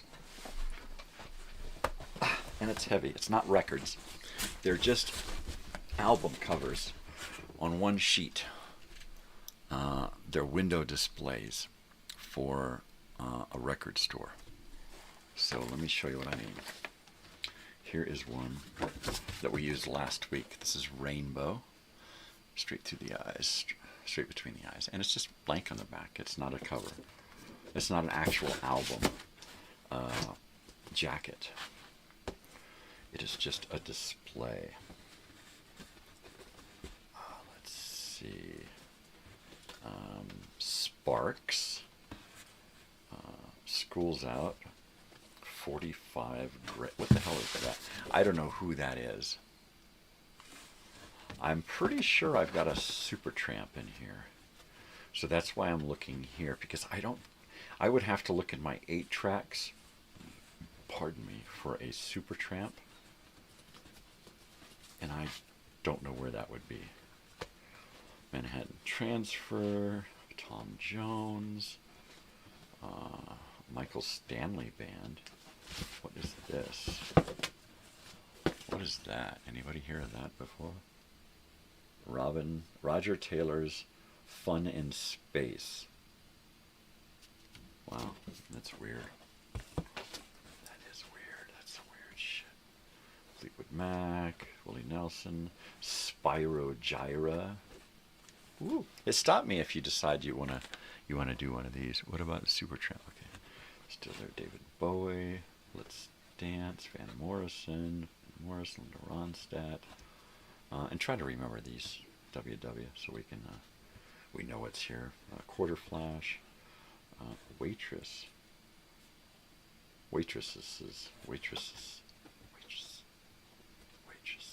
Scorpions Black Out. Yeah. Roger Rodeo, George Harrison, Yes Shows, Yes 90125, John Hyatt, Greg Kinband, Donnie Iris, Bonnie Raitt, Henry Paul Band, The Motels, ABC, The Lexicon of Love. What that is. It's got some weird stuff in here.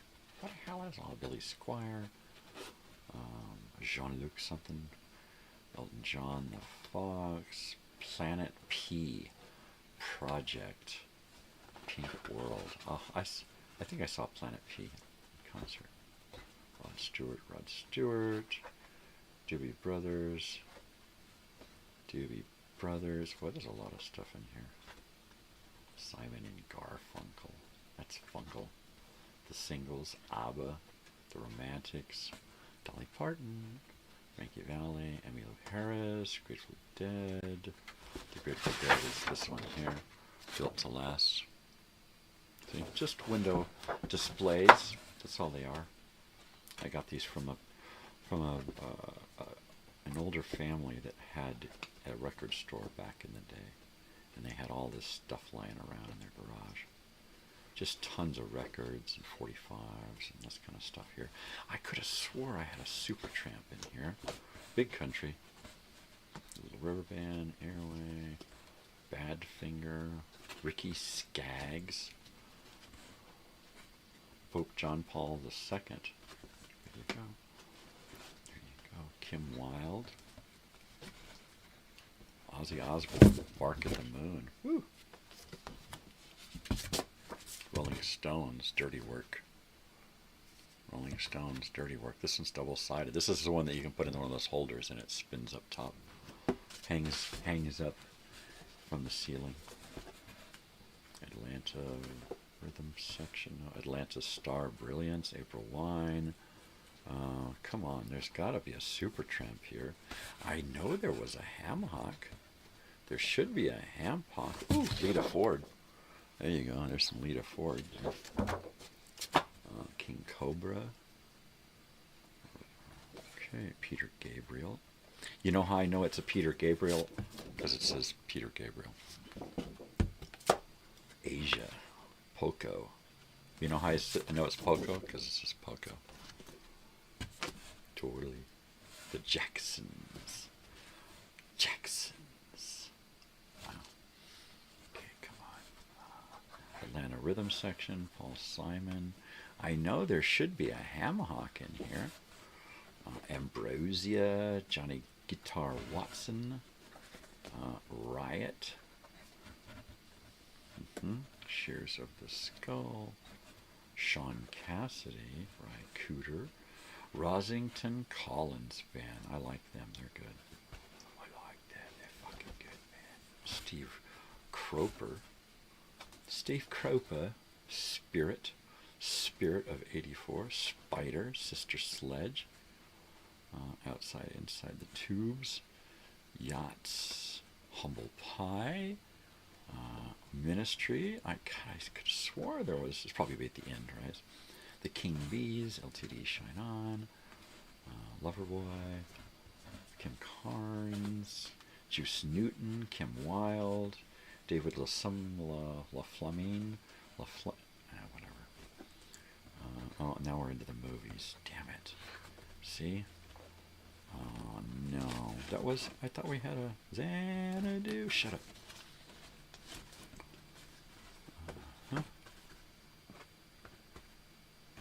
There's a lot of soundtracks, albums like Indiana Jones, Raiders of the Lost Ark, Indiana Jones Temple of Doom, Wrath of Khan, Star Trek, Any Which Way You Can, Empire Strikes Back. Yeah. Well, gosh golly. That was a fun little jaunt there, but it was very unproductive. All right, I don't recall having a Breakfast in America album.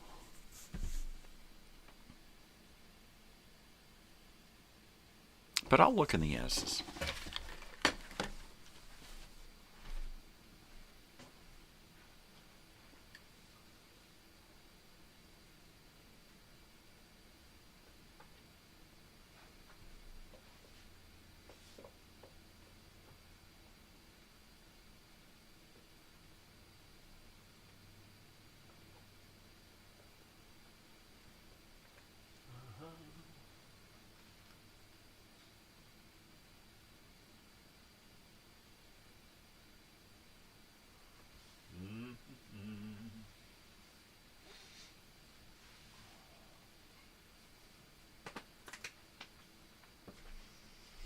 All right, that one's a miss. That one is a miss. I think I scared Emily. I didn't mean to.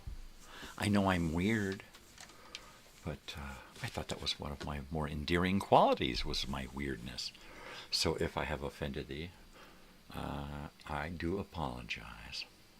I don't know what for, but all right, that's a miss on Supertramp. What else we got?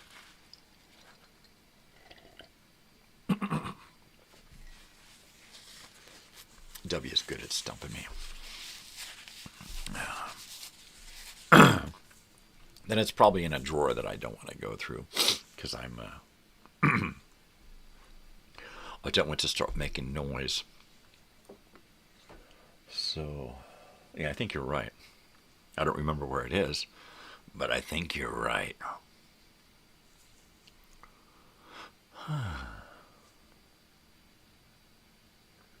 We could do another kiss, I guess. I mean, if you want. I could do another bong hit. I'll scare more people away. Well, apparently Emily doesn't want to play with us this morning. And if you're still there, hi. Hang out. There are a couple of other gals that come by on occasion. I'm hoping that my old friend Cassie from the 90s comes by and hangs out. There was an 8-track behind you, I think. Oh, okay. Oh. Well, let's just take a look through some of these things, and we'll get into that big one back there, because that's probably where it's at. That big tall one there. Oh, we are in Xanadu. Xanadu. Let's see. I'll go ahead and read these out so that you know what we've got next time, right? Electric Light Orchestra, Kansas, Pink Floyd, Dire Straits, Jake Giles, Rush, Blues Brothers, Pink Floyd, Dr. Hook, Boston, Cheap Trick, more ELO, Culture Club, Jackson Browne, Billy Joel, The Cars, AC/DC, Wild Cherry, Chic, Led Zeppelin, Toto, and Grease. There. That's what's in these 8 tracks. And, oh, these things are all buried. Why do I put things back in here like this? Bury them. Bury. Let's see. This one is Creedence, Meatloaf, Van Halen, Doobies, Lou Reed, Ian Hunter, Queen, UFO, Utopia, Supertramp. And then we also have Genesis, Todd Rundgren, the Marshall Tucker Band, REO Speedwagon, Aerosmith, and REO Speedwagon. Okay, Supertramp Paris. This must be Paris. Breakfast in America. Okay, so this is Supertramp Paris. This is probably live in Paris, 1980. There you go. Let me give you a close-up of this here. Supertramp Paris, 8-track. Looks pretty good. Let's listen. That pad is still squishy. All right. So this tape here is playable just as it is.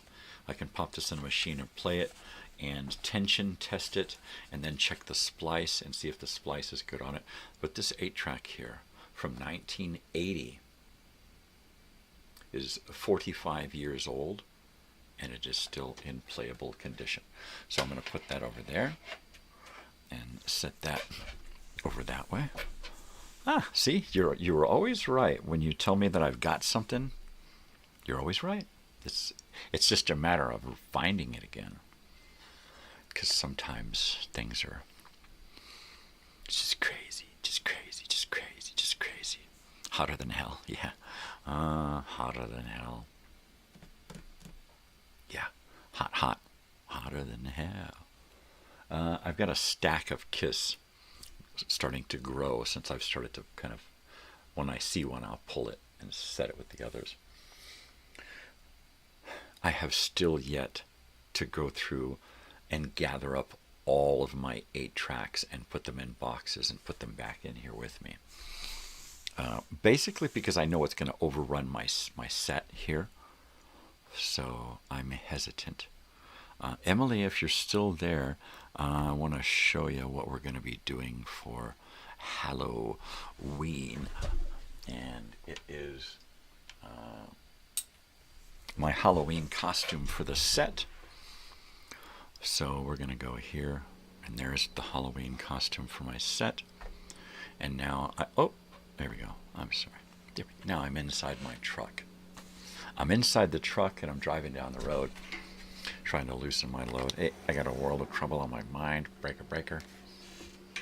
So come on back on Halloween night, and we're going to be driving down the road, doing trucker lingo, hanging out at rest stops and listening to Grateful Dead.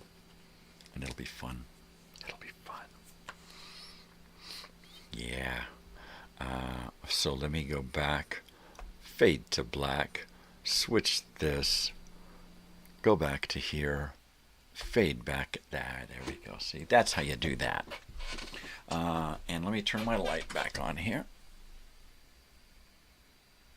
And did I chop my head off again this morning? No, I didn't. Okay. Let's see what songs are on this album. This looks like a compilation. School, Ain't Nobody But Me, The Logical Song, Asylum, Breakfast in America, You Started Laughing, Hide in Your Shell, From Now On, Two of Us, Dreamer, Rudy, A Soapbox Opera, Bloody Well Right, Take the Long Way Home, A Fool's Overture, Crime of the Century. This sounds like a couple of albums here. 85 minutes. 85 minutes long. This is a twofer. This is a 2-album, double album in this thing here. 85 minutes, definitely. So there you go. There's your song set list there.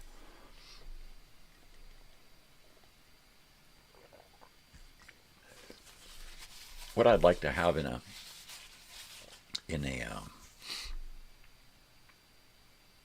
like an arcade with a restaurant and all this, I would like to have rooms where people can go sit in and have like 2 sofas and a couch or a coffee table and a couple of chairs, some love seats and stuff, and a whole bunch of seating in a little room so that people can say, hey, we want to get this room, we want to go in and we want to game. And then sometimes they can use the big TV or the consoles that are in there, or just sit around and game each other, or just hang out, right? And how cool would it be to have those rooms decorated in different eras, right? Or decorated in different motifs, like we got punk rock in this one, we got hard rock and roll in this one, we got country western in this room. And then each room will have its own stereo system from the past and albums of that genre, that motif. That would be cool. Furniture that has the past feel to it, That'd be great, man. Bean bags and shit. Yeah, I could totally dig that. I could totally do that. Paris. Supertramp. Ah, you like Supertramp, huh? Yeah, you go. I right, I've got a couple of TV guides here. I am going to throw them over there, and I'm going to pull out a couple of more. One, the cover is coming loose on it, so I will try to keep it together. These two TV guides have nothing in common. Oh, there we go. Oh. We got Linda Lavin as Alice, and we got Muhammad Ali doing his greatest role ever. I don't know what the hell that is all about. Yeah, but he seems to be dressed up as a dandy. As a dandy. Mm-hmm. There you go.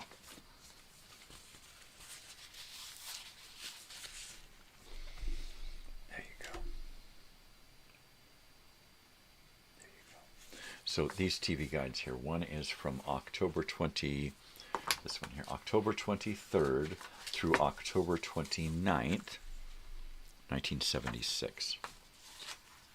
That one needs a little tape on the cover there. This one is from October 27 through November 2nd, 1979, 3 years later. So there you go. There's that. I'm gonna put down the covers because they're delicate.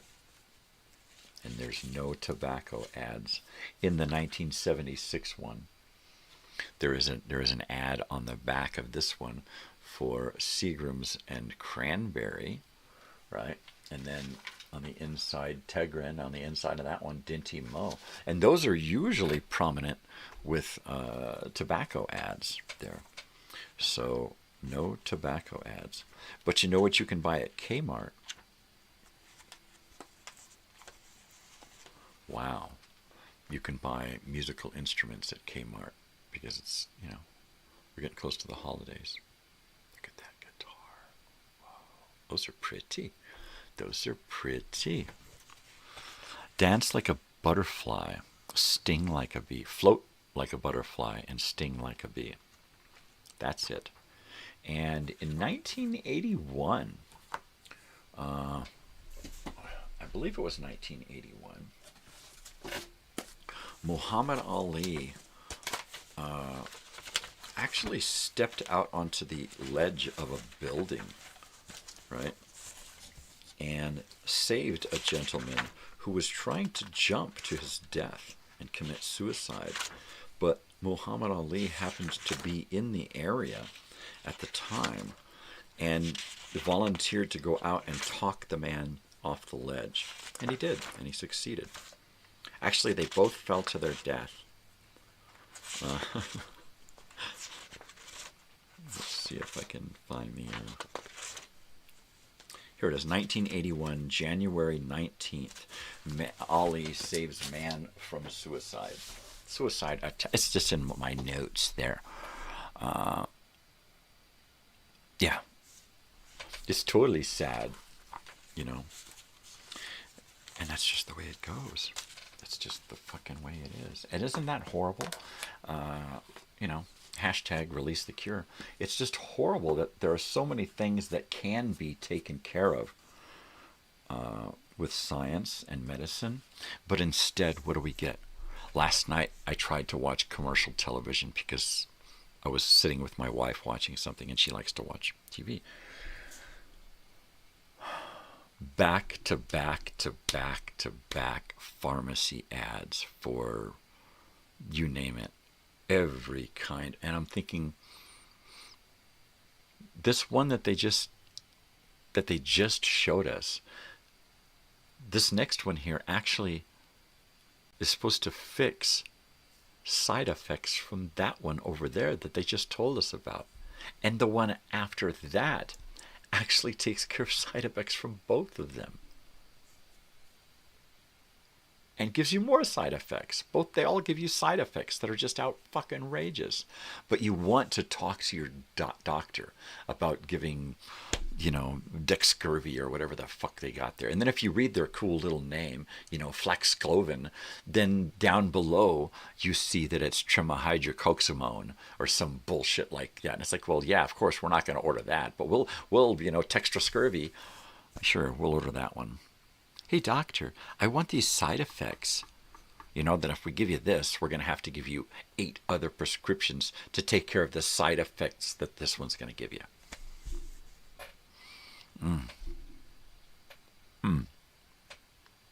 Yeah.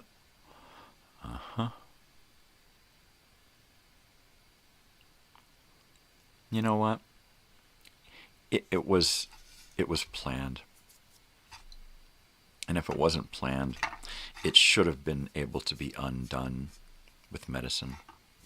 But I think that he got paid back for having gone against the government on several occasions, but most definitely getting a lot of people against the war by him simply saying, I will not go to a foreign land and kill people for my country.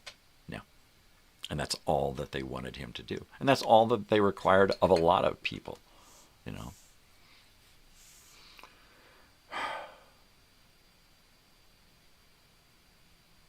Yeah. My father included.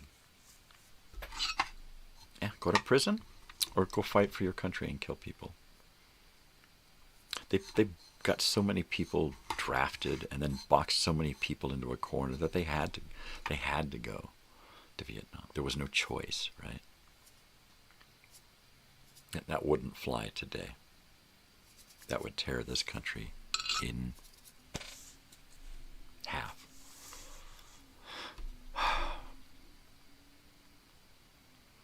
They're keeping us filled with these diseases so that they can sell us these treatments and whittle us down. Why do you think they have these websites where you can give them samples of your DNA and they will show you your history, your heritage? All that's bullshit, man. They're going to show you that stuff, but they want your DNA, right? They used to take samples of DNA from everyone born in the United States from the 1940s on into the 70s and 80s, and then they just stopped. They couldn't do that anymore. There was just too much of it, right? So they introduced places where you could go and give up your DNA and find out who the hell you are, right? But then your people are willingly giving up. They're looking for something in us. There's something going on. There's someone hiding among us, and that someone doesn't know that they're hiding. They don't know what they have inside of them. They have DNA inside of them. There could very well be humans walking around on this planet that have a cure inside of their blood, right? They could have DNA that has past knowledge of humanity embedded in their DNA. They could have alien DNA, right? They could have divine DNA. Who knows? There could be some shit going on that we've been looking for, that somebody's been looking for eons.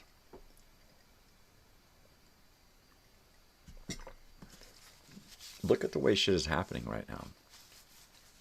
Our national parks are being privatized and bought and sold for their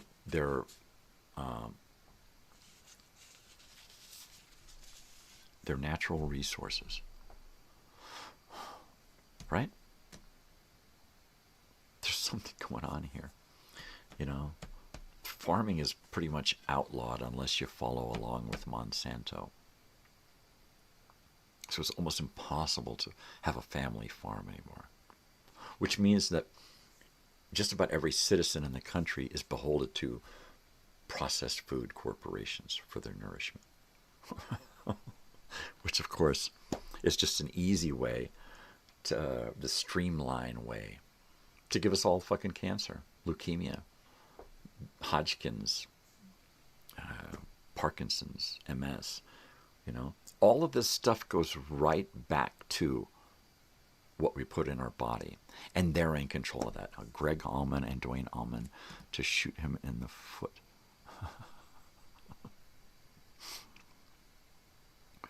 In order to not to go, there you go. Probably would have went to Canada. There you go. Greg Allman got Dwayne Allman to shoot him in the foot in order to not go to Vietnam. I probably would have gone to Canada too. WW. I just don't see the point in putting someone like me on the firing line. First of all, I'm not the kind of guy that would want to kill anybody. Right? If I had to, I would. And I wouldn't hesitate. But to be put into a position where you're forced to kill when you shouldn't be there in the first place. We should not have been in Vietnam. The American War in Vietnam should never have happened. It was all bullshit. Do the research, watch the documentaries. It was all bullshit. And we can say that now. Back then, oh hell no, I wouldn't have gone. I wouldn't have fucking gone. Because I either would have gotten killed because I was a fucking cowering in a hole somewhere, you know, trying to throw dirt over me, right? Or I would have snapped and I would have fucking killed everybody, my own people included, right? At some point, I would have snapped and turned around and shot the officer that was yelling at me constantly, berating me. I would have just fucking fragged his ass. I hear Vancouver is real nice. Sure. Yeah, sure. I don't know if I could speak French, though. Right? I don't think I could do that. Oui, monsieur. Parlez-vous français? I don't think so. I don't know how to parlez-vous. But I'll fancy your fancy. Who knows?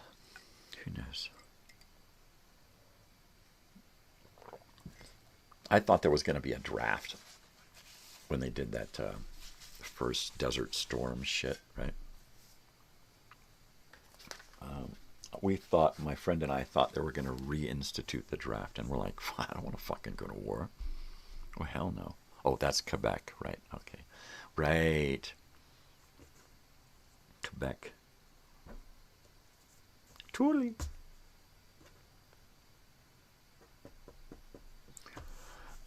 And we were talking about what we would do.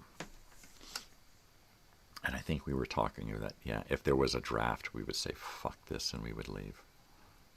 Or we would just say no, and we'd go to jail. We'd go to prison. And I'd do that, too. I'd be with a lot of other people who would just say, you know what, send me to prison. I'd just pull an ollie and say, send me to prison. Do what you're going to do to me, but I'm not going to do that for you because that's not me, period. So, yeah, totally. Breaking news. I would not go to Vietnam. I would definitely run away. I would go hide. I would protest. I just don't see any point in killing for policy, for money, for oil.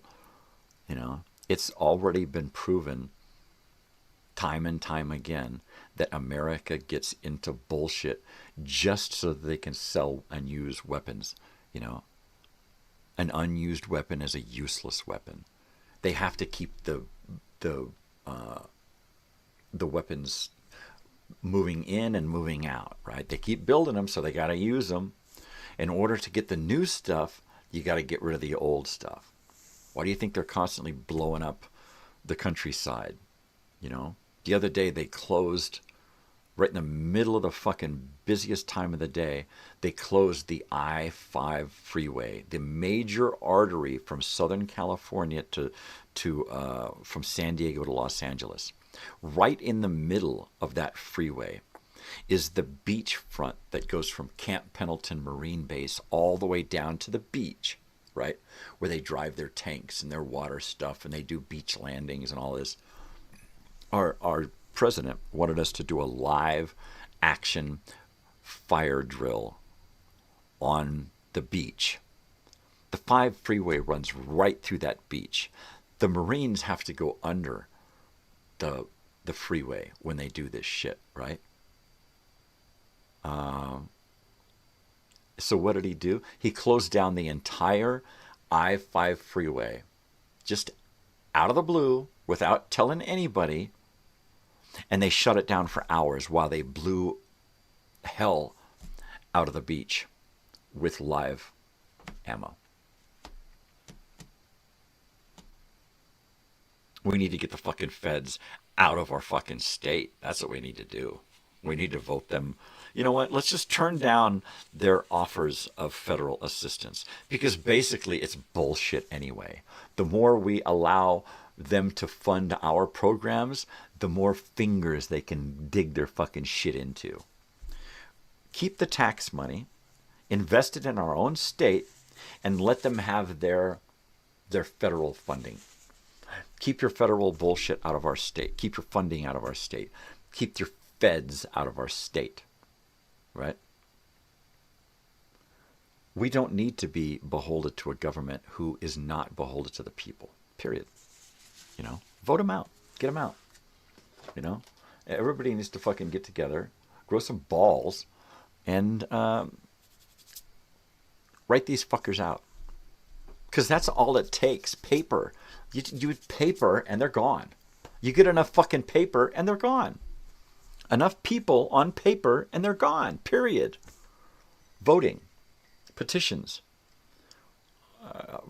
Fucking get everybody to fucking hold hands from here all the fucking way to Washington. Whatever it needs, whatever it takes, right?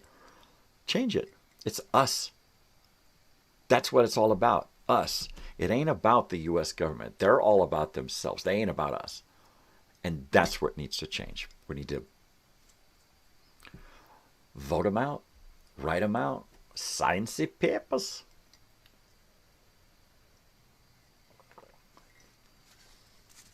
Whatever your view is on what's going on in the world, think about this.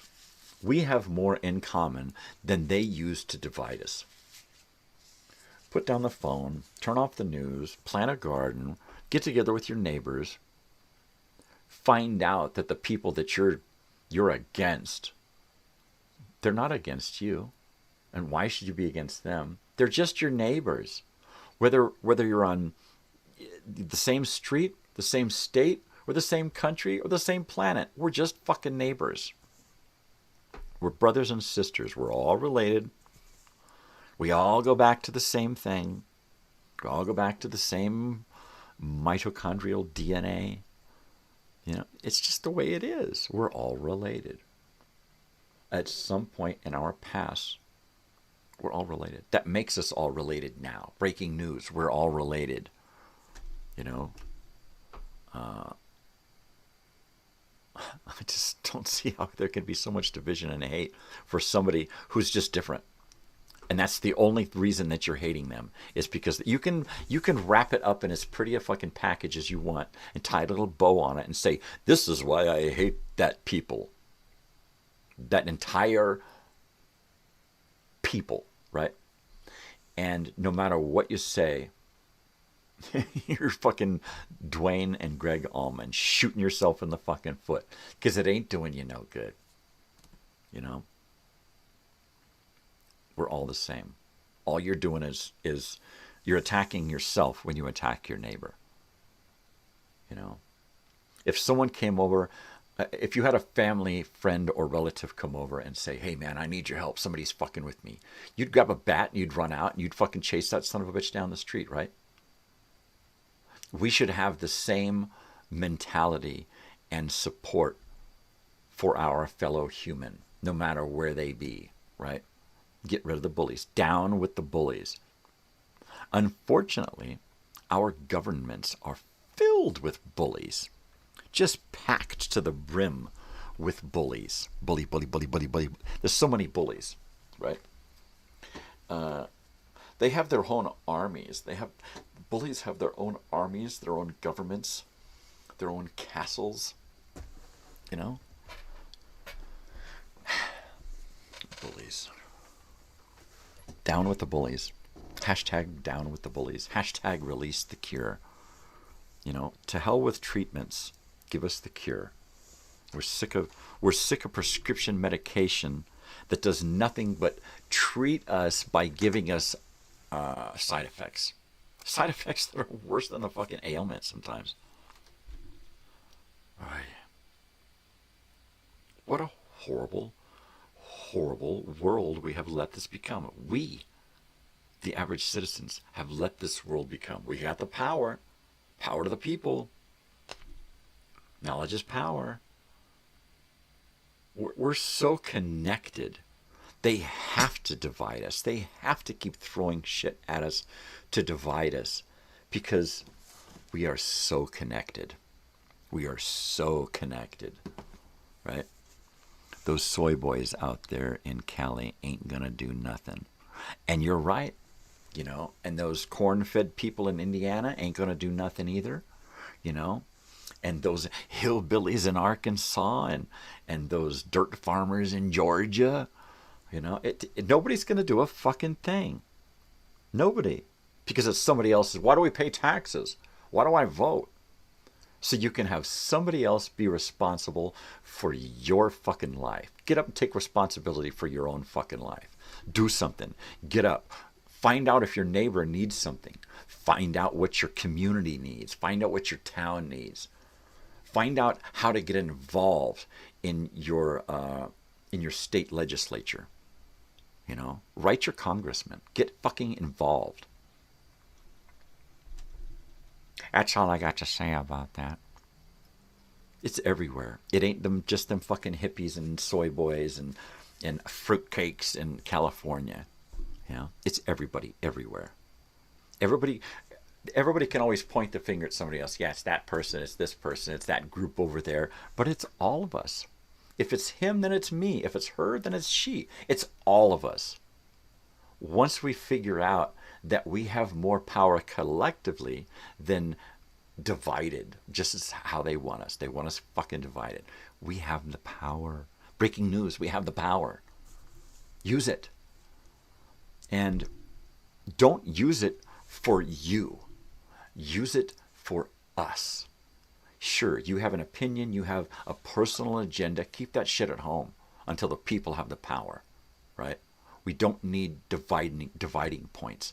We need things that unite us. What do we need to unite for? We need to get together and save our community for the kids, all right? We need more public transportation. We've got hungry people in our town. Let's feed them, right? We've got homeless. Let's find a way to do something, right? No, we're gonna pay our taxes and vote and hope that somebody comes along who's gonna fucking deal with it for us. And that's the human condition, is that we're fucking lazy, and now we're controlled and lazy. I mean, completely controlled. All you got to do is pick up your phone and you're under control. Turn on your TV and you're under control. Listen to the bullshit and the rhetoric and the dogma, and you've been put under control. We need to take back the control.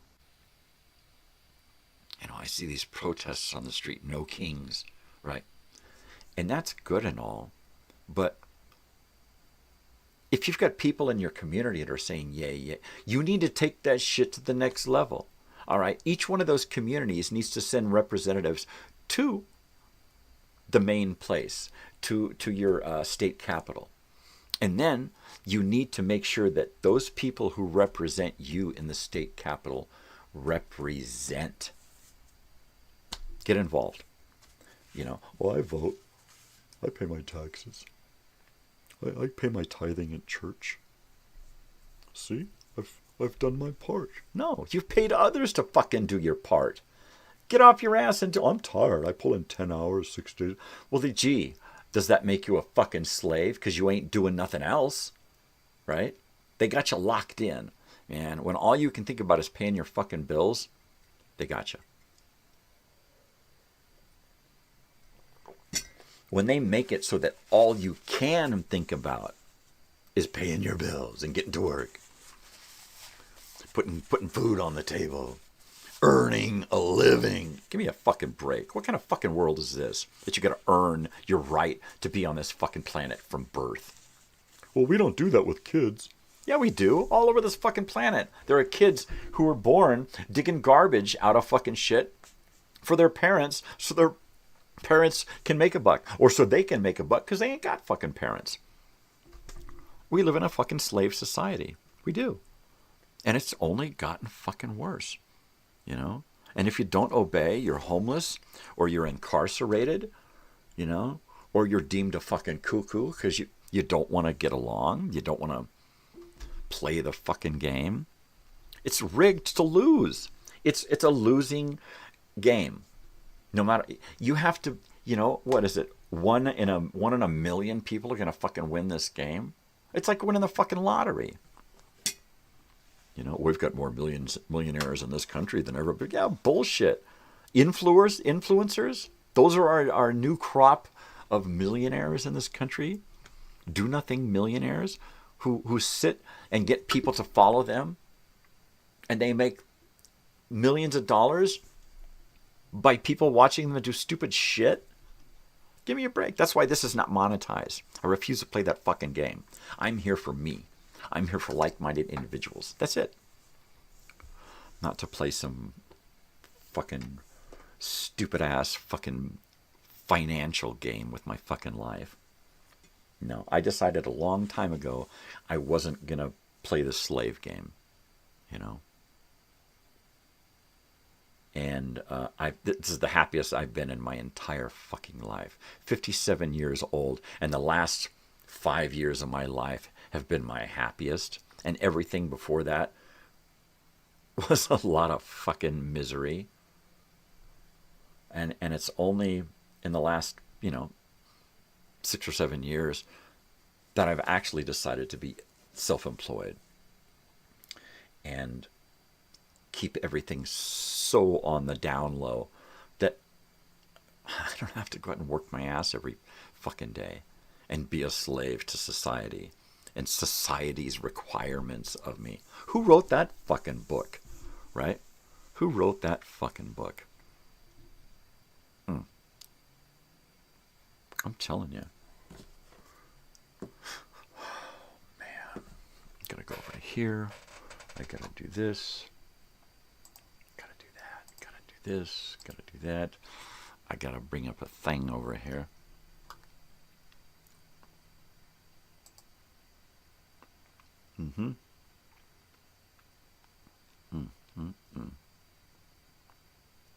And you know what really gets me when somebody passes away is all those people who come out of the woodwork and say, yeah, man, oh, I love that guy. We were great friends. And it's bullshit. You know, they're just trying to get out there to, it's like Reverend Jesse Jackson running over to Martin Luther King's body and smearing his blood all over him and going, look at me. You know, come on, you know. As far as I'm concerned, when I die, if you couldn't take the time to come see me when I was alive, when I begged and pleaded for you to come fucking see me, don't come sniffing around at my funeral, and don't come around looking to hit my family up for some kind of, you know, no. You had your chance, right? I often think that I should fake my own death and hold a funeral just to see who would actually fucking come, right? And then if people did show up, I would be so like, all the times I asked you to show up and you wouldn't show up, so it takes me dying to get you to show up. What the fuck kind of shit is that? That's an episode of Little House on the Prairie right there. Poor old lady, friends and family never come see her. So she fakes her death. Right? And then she just berates him. I want Al Sharpton to come to my funeral. Al Sharpton, he's dead. Isn't he dead? Yeah. Yeah, I don't know who I would want to come to my funeral. I don't even think I'll have a funeral. Like I'm gonna know or even care, right?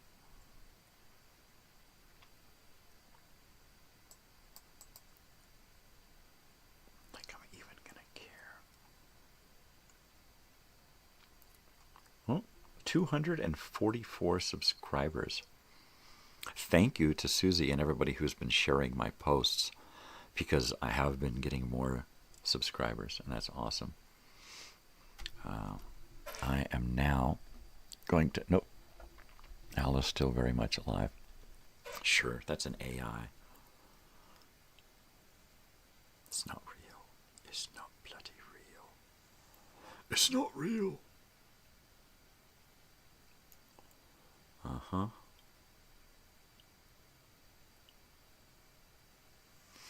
Mm-hmm. There was this song that I was playing with yesterday, and now I cannot seem to find the... Oh, that's it. That's the one. This is the song that I remember a friend of mine used to sing at Renaissance Fair, and it's so appropriate, right?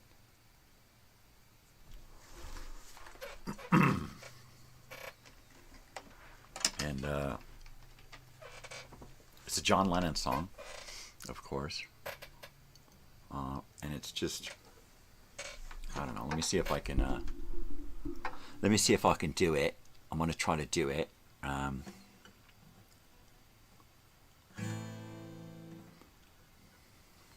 soon as you're born, make you feel small, by giving you no time instead of it all, till the pain is so big you feel nothing at all. A working class hero is something to be. A working class hero is something to be. They hurt you at home, they hit you at school. They hate you if you're clever, they despise a fool. Till you're so fucking crazy you can't follow their rules. A working class hero is something to be. I don't know if I'm singing it right. A working class hero is something to be. They've tortured and scared you for 20-odd years. Then they expect you to pick a career. When you can't function, you're so full of fear. A working class hero is something to be. A working class hero is something to be. Keep you doped on religion and sex and TV. And you think you're so clever and classless and free. But you're still fucking peasants as far as I can see. A working class hero is something to be. A working class hero is something to be. There's room at the top and they're telling you still. But first you must learn how to smile as you kill. If you wanna be like the folks on the hill. A working class hero is something to be.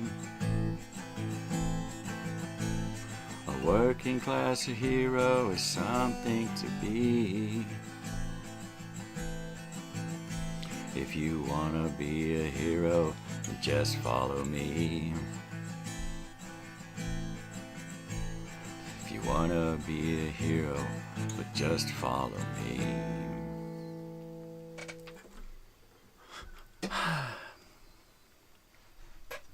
I was thinking about the other day, so I popped it in and started fucking with it, and there you go. And now I got this funny feeling inside me. No, Alistair, are you a part of the Rainbow Coalition? Actually, no, I'm the Sunshine Man.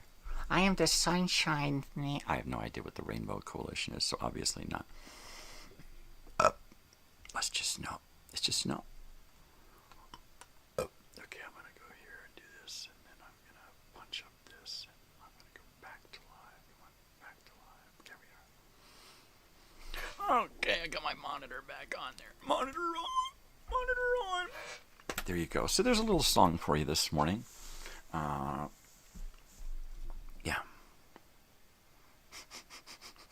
That one really hit me the other day when I was like, wow. What a fucking social commentary that one is, right?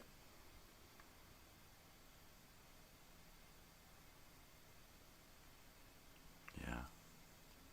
Keep us doped up, man. That's why they legalized marijuana on the state level. And why the feds haven't jumped in. Because they want us doped up. But they want the ability to pull that back away as soon as possible.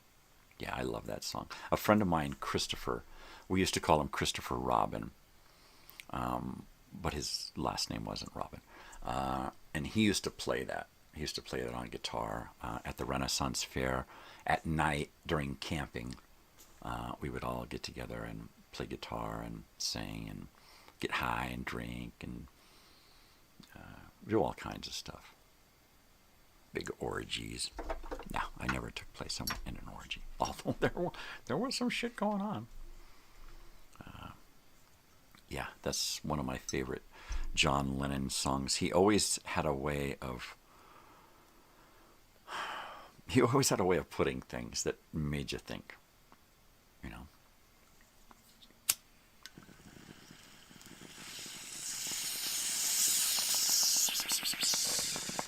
So as you can probably have guessed already this morning, we're going long. We're going to go on until things start to wake up around here this morning. And then I'm staying awake today because I got my teeth in. So we're going to be doing that.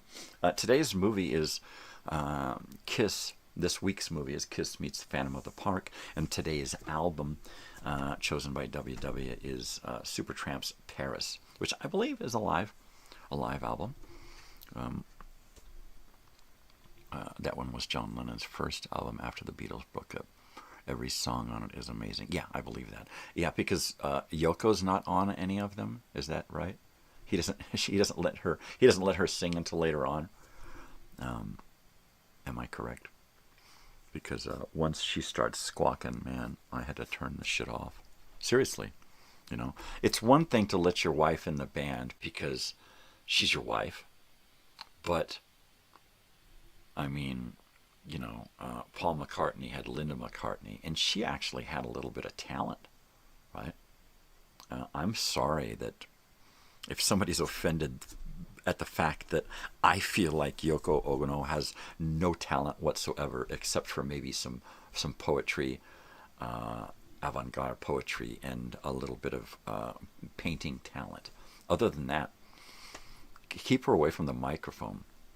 Her voice in the English language is like nails on a fucking chalkboard. It's like stepping on a cat's tail. Yes, it ain't a double fantasy. Gotcha. I'll give you a double fantasy. Oh, coffee's gone. Coffee. It's all gone, man. It's all gone. It's all gone. What are you going to do? It's all gone. I don't know, man. I'm going to turn this guy up over here so I'm not bolstering my numbers here this morning.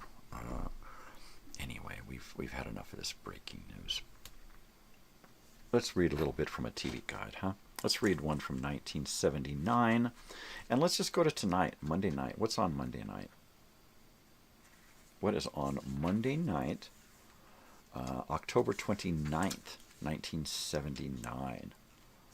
Wow, we got a lot of stuff in here. Columbia House Records and Tapes are offering a lot of cassettes instead of 8-tracks now. They're all cassettes. Although you can order, what can you order? Can you order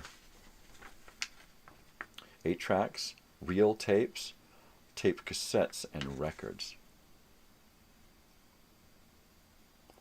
And are they all allowed? If they were all of these allowed on reel, I would order all reels, because they are going to be the most, I think, sought after later. You're not a Yoko fan either. You know what? She's just, some people I'm not into, you know. I don't hate her. I don't overtly hate her. I don't appreciate her. She's not my cup of tea. Let's see, 8 o'clock, Hollywood Squares, there's nothing there. 8 o'clock, October 29th, 1979, Monday, Little House on the Prairie, Masterpiece Theater, White Shadow. Ooh, I love me some White Shadow.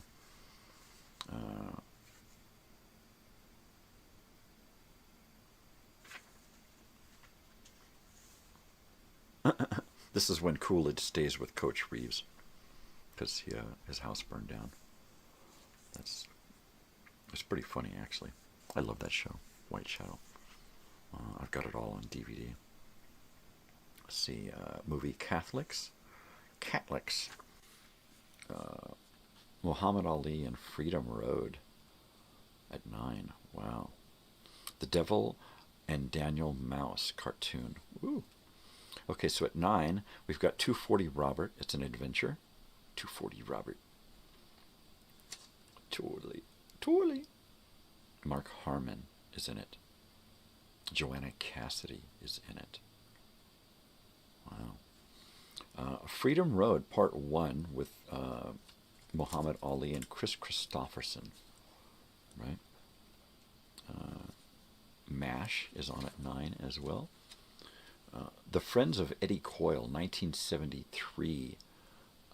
Peter Yates directed film with Robert Mitchum and Peter Boyle. Great movie. Filmed on location in Boston. There. 9:30 WKRP in Cincinnati. Wall Street Week. A Gunfight, 1971, Kirk Douglas and Johnny Cash. At 10, Roots, Conclusion. That's it, the end. Lou Grant, also on at 10. Poldark 2. 240 Robert, Adventure. It's just more 240 Robert. And also on at 10, Praise the Lord. Because next up is Wall Street Week. Let's see, Dick Cavett at 11. What do we got on the Johnny Carson show at 11:30? This is not going to tell us. Tomorrow, this is it. Tomorrow at 1 a.m., Tom Snyder has Saturday Night Live with writer Walter Williams and creator of puppet character Mr. Bill. We were just talking about that. That's crazy. See how that works? See how that's the way it works in my life. Things pop up in threes, you know. It does. It'll happen. Something else will pop up with Mr. Bill. I'll go to the thrift shop and I'll find a Mr. Bill t-shirt or something. It's always like that. So that's from 1979. There you go. And we're going to stick with that. That's enough of that today, because I don't have any more coffee. And I don't think I can read without having a bunch of coffee in me. Makes me crazy.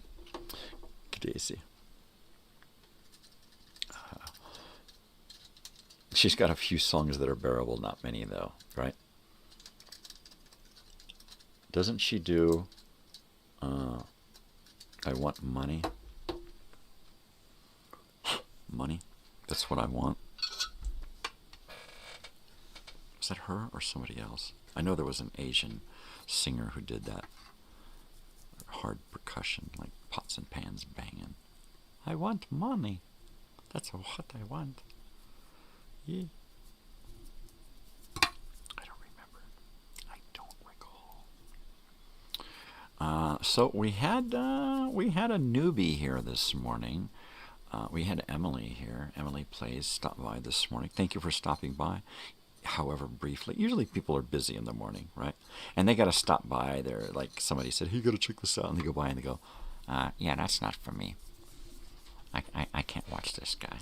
He's so fucking annoying. And he's a pothead. I don't like potheads. Geez, I'll watch a Cheech and Chong movie if I want that. You know? What's that one with, outdoors movie. Justin Long, Ernest Borgnine. Yeah, it's a great, great movie. Outdoorsy. I can't remember the name of the fucking movie, but it's got Justin Long in it. And the favorite part of the movie with Justin Long is when he's in classroom and his eyes are closed and he's got eyeballs drawn on his eyelids so he can sleep in class. Fucking hilarious. Nice dreams. Yeah, I love Cheech and Chong stuff. A friend of mine was around, and he said he had never seen Nice Dreams, and I said, "You've seen Up in Smoke," and he said, "Yeah." And then I saw the Cheech and Chong's next movie, and I said, "That's not the sequel to Up in Smoke." And he says, "Yeah, it is. It's the next movie." And I said, "No." And he said, "Have you seen this movie?" He said, "No." "Have you seen this one?" "No." Well, there you go. Cheech and Chong did Nice Dreams between Up in Smoke and at some point when they did their next movie, which I think was third. But they also did some other great movies that weren't Cheech and Chong movies, right? The Corsican Brothers, I think Yellowbeard, Chong was in that. They did a bunch of weird shit together before they, what was that one? Things Are Tough All Over? Is that what it was? Things Are Tough All Over. William Hung, I Want Money. See, there you go. That's it. William Hung. Yeah, well, was he? Totally, eh? Yeah. I think so. I think so. Let's see, where's my... here's my bat box. Looks like I'll be topping this off this morning. I am going to be going down to university later on this morning and having my usual In-N-Out lunch. That'll be fun. And getting to spend the day with my daughter, the afternoon with my daughter. After school, we're driving down to the next city on the way home. And we're going to go to the Halloween store, a big, giant warehouse store that's opened up for Halloween. So we're going to go there, and my daughter is going to look for some stuff for her costume. She's doing a mime. Things Are Tough All Over. That's a great one. Herpes. I have herpes on my head. You got herpes on your head? No, herpes. Herpes. I have herpes on my head. Ah, jeez, I don't want to touch your head if you got herpes. No, not herpes. Herpes. I have a herpes, not herpes. I love that fucking movie. They are so fucking hilarious in that. And I've only seen it like once or twice, and it just sticks with me. Herpes. Here's to having herpes on your head.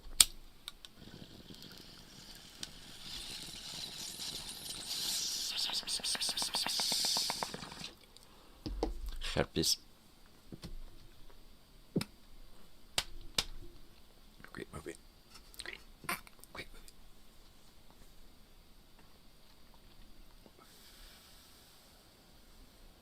So there's a RCA jacks in my car that plug in, and then you can hook up on the computer there. You can go to audio, video in. So I'm going to take a VCR with me and put it in the car and jack it in and see what I get. If it pops up on that fucking screen, every day that I go with my daughter, I'm going to start taking movies. Seriously.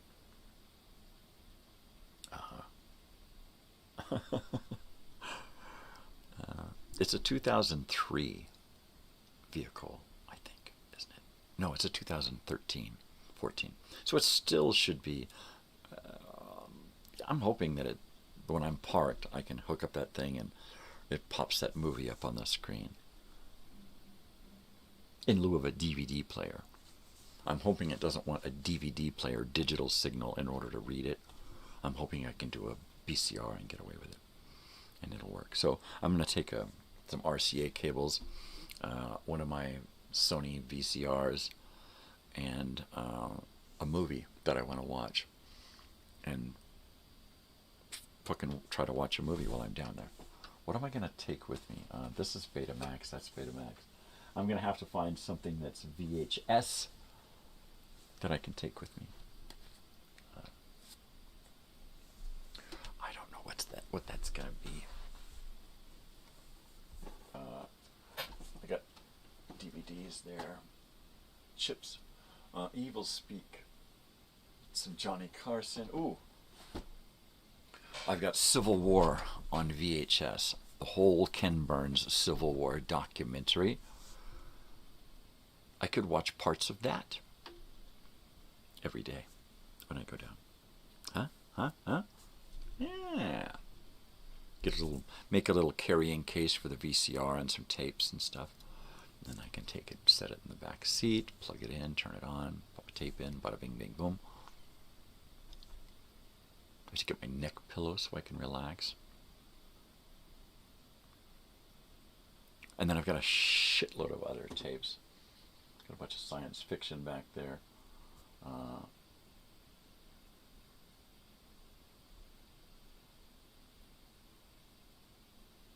God, I wonder if my Private Benjamin is Betamax or VHS. I'll have to check that out, because I love me some Goldie Hawn. Right. I got a couple episodes of Cheers back there too on VHS. But I've just got a ton of stuff. Arthur, Betamax. So I'm going to have to dig out the Betamax player and blow it out and clean the heads. It's easier for me to get a VCR than it is to get a Betamax. So this Betamax has actually been, I think it's gone to the shop and been checked out. So that's the one I'm going to use. So this Betamax, I need to just blow it out and put the head cleaner in there and follow the instructions. Totally.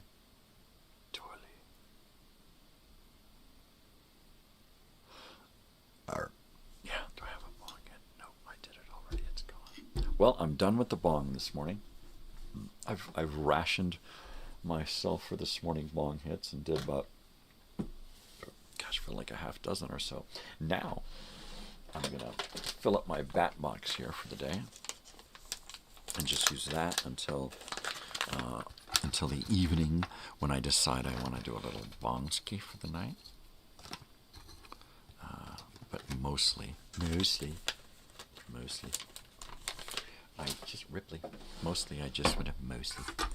just want to kind of keep it casual. Oh, we thought about Still Smoking. Yeah, that's a good one. I like that one. For me and my friends, it's those early Cheech and Chong movies. You know, hey, get out of my room, man. That early stuff. All of those albums and all of those movies and videos and stuff. Because that, we spent a lot of time with Cheech and Chong when I was young. We spent a lot of time hanging out with Cheech and Chong. Yeah, it was good stuff. Good stuff. So yeah, when I sit and watch those movies, I can't help but be kind of propelled back. Born in East LA.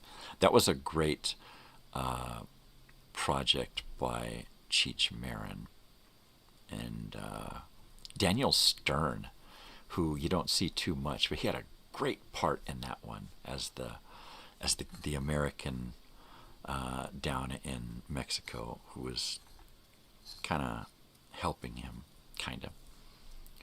But yeah, Daniel Stern.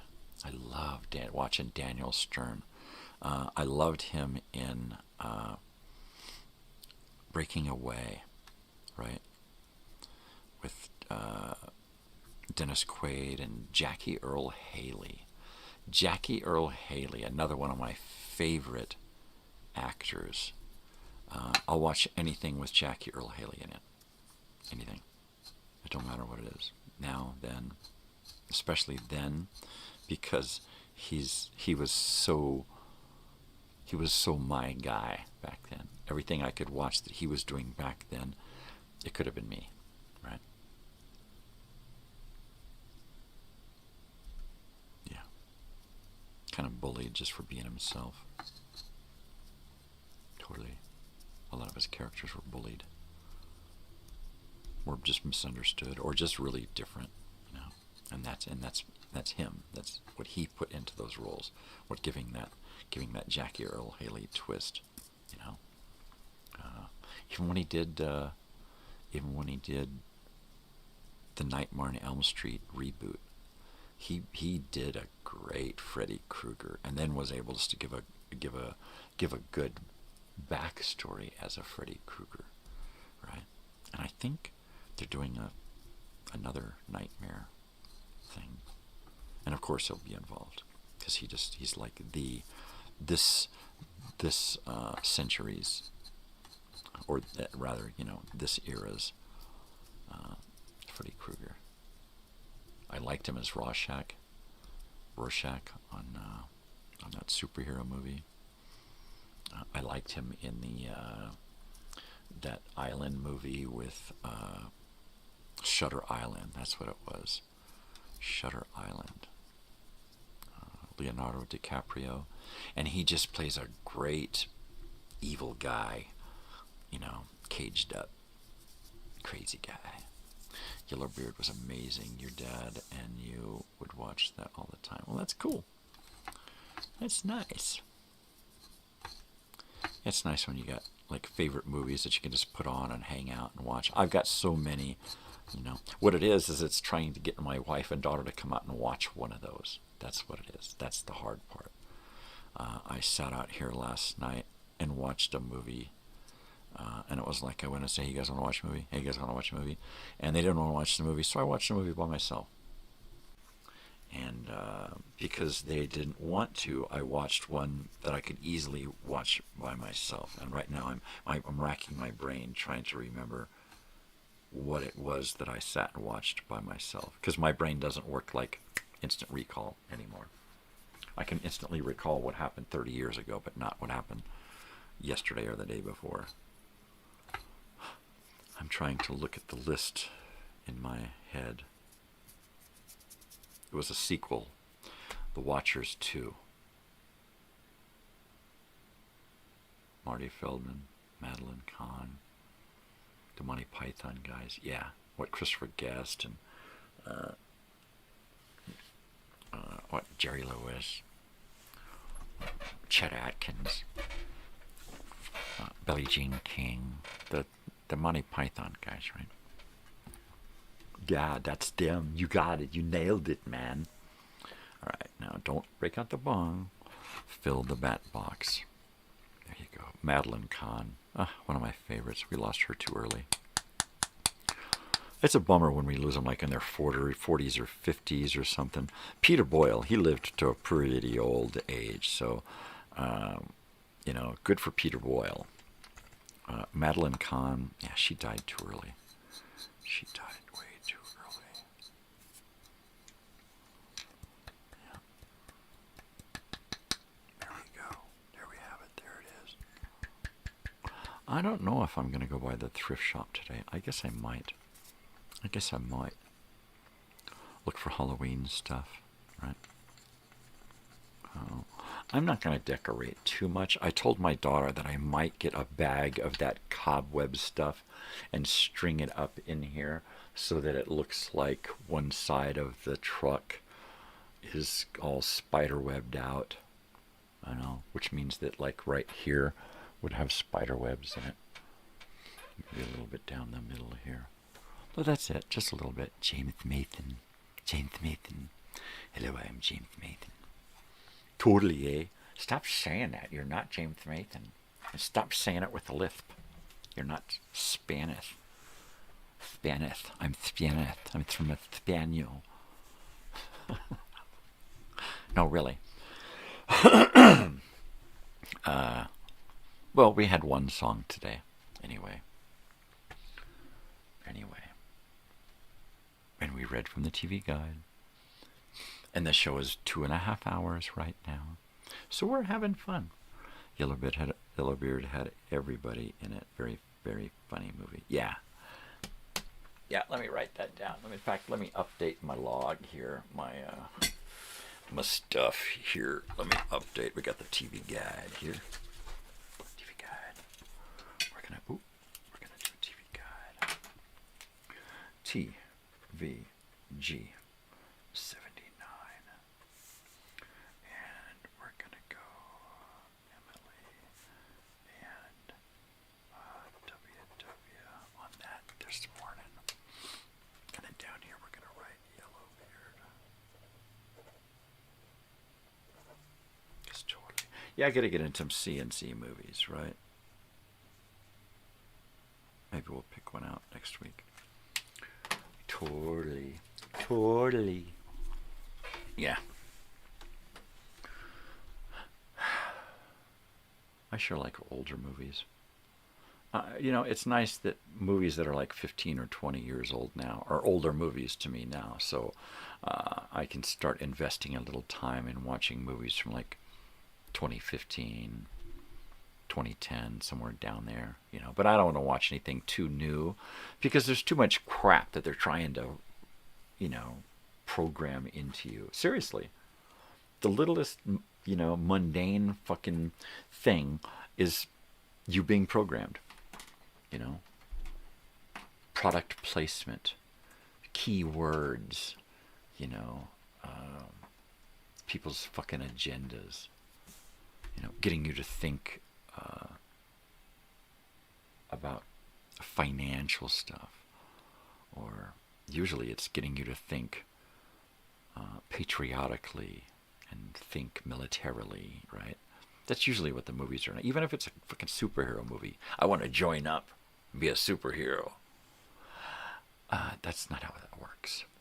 We used to join up because we wanted to do something for our country now. And now it's like you get done with that and you talk to a lot of people who have done that and they're like, man, I wish I hadn't done that. They don't say that to their brothers in arms, but they say it to the average person. Yeah, don't join up, man. You don't want to do that. To get your kids away from that shit, man. You don't want your kids over there. They'll eat you up and spit you out, steal your personality, and destroy your character. What's that song? Teach you to smile while you kill, right? Totally. It's just my opinion. Don't shoot a guy for having his own opinion. Everybody's allowed their own opinion about stuff. People with a strong opinion that is opposite mine, get your own YouTube channel, right? It's those people like on Facebook who show up. You make a simple comment about something, and then these people who you thought you were your friends, all of a sudden they just start, hey, fuck you, man, you can't do... And it's like, excuse me? I can't post stuff on my own page about things that I feel strongly about without you getting a hair up your fucking ass and taking it personally. Don't fucking come shit on my go post that on... Go reply over there. If you can't reply peacefully, get the fuck out of here. I have literally unfriended people and lost friends because I've had an opinion that somebody didn't agree with and they wanted to get like, hey, fuck you, man, I'll kick your fucking... It's like, really? That's how that is? I can't have an opinion without you stepping up and wanting to beat my brains in for it. Oh, that's what kind of country this has become now. Aggro douchebags who get all hopped up on energy drinks and steroids and get all pumped up. And then when somebody thinks out of line. They want to take you to the Met. Because that's the kind of thinking we need, right? People who think with their fucking roids. No. You keep your roids to yourself, and I mean that, you know. Because you can get all and take somebody down and, you know, crush them. But you have to remember there are things called equalizers. Enough said, right? So while you never know nowadays who you're going to piss off with your own personal comment and your own view, that happens to be some kind of MMA master or gym thug, right? So you never know anymore. So what they have to understand is that us average people, we realize the need to have an equalizer with us from now on. And we do. We keep equalizers. We keep stuff with us that help protect us from idiot, hopped up, roided, energy drink drinking idiots, douchebags, you know. If you drive by me on a motorcycle and smack and break my mirror because I didn't get out of your way so you could split lanes, I will crank my wheel so fast and take you down. I will take you the fuck down. All right? Oh, I was turning and didn't see you. The only way I noticed was because you broke my mirror. And oops, if I happened to hit the tail end of your bicycle and sent you to the ground, you douchebag, right? I got nothing against motorcycle riders when they don't force us to think like them, right? I don't drive down the road thinking, when am I going to have to get over to let the next guy go? Fuck, I don't think about that. I think about the cars and the bikes on the road. If you're going to come hauling back by me at twice my speed on a bike down the center fucking of 2 lanes, I'm not going to have any consideration for you whatsoever. And if you pull up to a stop and start weaseling through on the center fucking line there, in between the lanes, if you can't make it, then fucking stop. Don't touch my car. Don't lean on my car. Don't smack my car because I'm not getting out of your fucking way, because I'm not. Right? Yeah, they're everywhere out here, you know?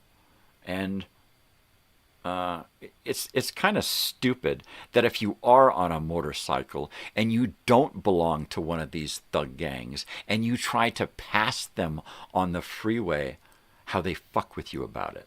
You're not allowed to pass us. Excuse me? Excuse me. I'm just an average citizen driving by on my motorcycle, taking my ass to work. And because you guys have an organization that requires average citizens to submit, I'm supposed to submit? No, I don't think so. I don't think so. No. No. No. Not in a car and not on a motorcycle. I do not submit to other drivers. If you want to be out there and act like the rest of us and follow the rules and obey the highway speeds and all of that like the rest of us, I got no problem slowing down and letting you get in front of me and taking a place in line with the rest of us. If you want to zip in and out of traffic and ride my ass and honk and flip your headlights and get over, I want to go fast, man, you're going to eat my fucking rear bumper because I don't play that fucking game. You know, if you're in a big giant truck or a little motorcycle, if you want to try to bully me on the road, you're going to eat parts of my car. Period. And it's going to be from the rear, right? It's going to be from the side. Because if you come up on me fast and start bullying me, I'm just going to ignore you. And then I'm going to ride my brakes. And then as you go by, I'm going to adjust my glasses. You know? And then if you're a dickhead about it, I will say, you know what? Fuck you. You know, there was a lady in the supermarket yesterday. I was with my wife, and we were at Walmart. And this lady, literally, I was walking, and she came out of an aisle and got in front of me so that she could get to her cart parked way over here. And she literally said out the side of her fucking face, "Sorry." didn't look at me in the eye, didn't acknowledge I was in her way. And she bullied in front of me, made me stop my cart so I didn't hit her. And all she could do was say sorry. And I literally turned into the next aisle saying sorry. Sorry. By the time I got halfway down the aisle, I was yelling across the store. No shit. Sorry. My wife is like, oh, God. Yep. You love a good rant, huh? Excellent. I love to rant. The morning has awoken. Let me turn on this air here. And just turn it on fan. So that we got a little bit of a sound buffer here. Yeah, you know what? If you're going to apologize for something, why not just think ahead? Maybe she should have just stopped and smiled as I went by. She came charging out. I saw her leave her cart and run up the aisle and leave her 2 kids there. And then she came running back down the aisle and she saw me coming the first time. She ran over, she grabbed something and ran right in front of me. And her kids were there, so of course she said, sorry. And man, I gave her about 4 sorries that got louder each time I said them. As she got further away, she could hear me yelling, sorry. Just like that, sorry, real loud. People need to be fucking courteous. You need to realize that it's not your fucking world. It belongs to everyone. Your brother, your sister, everybody. All right? We're all related. You know, this lady's my sister, and she's a fucking Karen. There you go. Get your head out of your ass, Karen. This ain't your world, it's our world. Learn how to fucking share. Share this space and show some grace. Oh, man. Yeah. And it's those people who don't even realize that they do that shit. They're so wrapped up in their own fucking pathetic little fucking lives, right? Oh, I've got to get groceries and I get home. I got to make kids and get them off to do this and because we're at homework and blah, blah, blah. It's like, fuck, lady. We're here too. You know? You're going to run me off the road so you can fucking get home and make dinner for the husband that's there 2 hours a night before he takes a shower and goes to sleep. Right? Oh my God, you gotta have things right. You know, give me a break. You know, but she apologized because her kids were there. Sorry. Yeah. Man, what are you gonna do? What are you gonna do? You know. There was a motorcycle rider the other day going through town. Who was on one of those big, fat face, big saddlebags and double seats and stuff, right? Cruising through town with the rest of the traffic in the slow lane. Occasionally he'd get over and pass somebody and get back in the slow lane. Just cruising through town, you know? And then not more than 20 minutes later, here come the douchebags on 2 wheels. Zoom, zoom, zoom, zoom, zoom. Zipping in and out of traffic, you know. Just barely stopping at a red light, you know, and then having to wiggle their bike because they have to be on the front fucking line to take off, right? They gotta be there, you know. Those are Carones, I don't know, Karens on 2 wheels. They're like entitled asshole douchebags, you know. That's not, when I was a kid, that's not how we rode motorcycles on the street, right? We follow the rules. If you were one of those guys, I knew a guy back then I knew several guys back then. Well, they're all dead because they drove like idiots. You know, the ones who were still alive were the ones that drove around, and some of them survived. Some of the guys on motorcycles didn't survive because there were assholes in cars.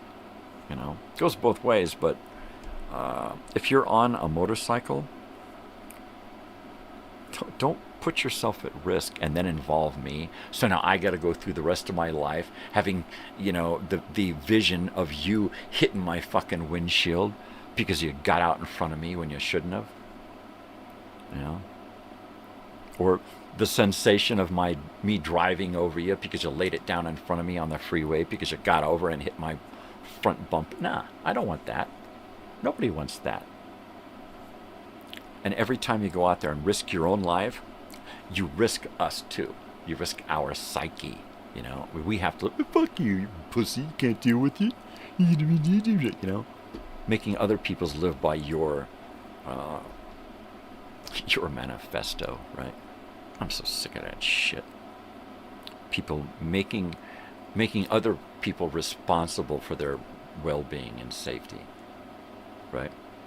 When you drive like an idiot on the road, you make others responsible. They have to slow down and stop and watch for you coming and get over. Fuck that. You pull that shit in front of me and you're probably going to hit the pavement.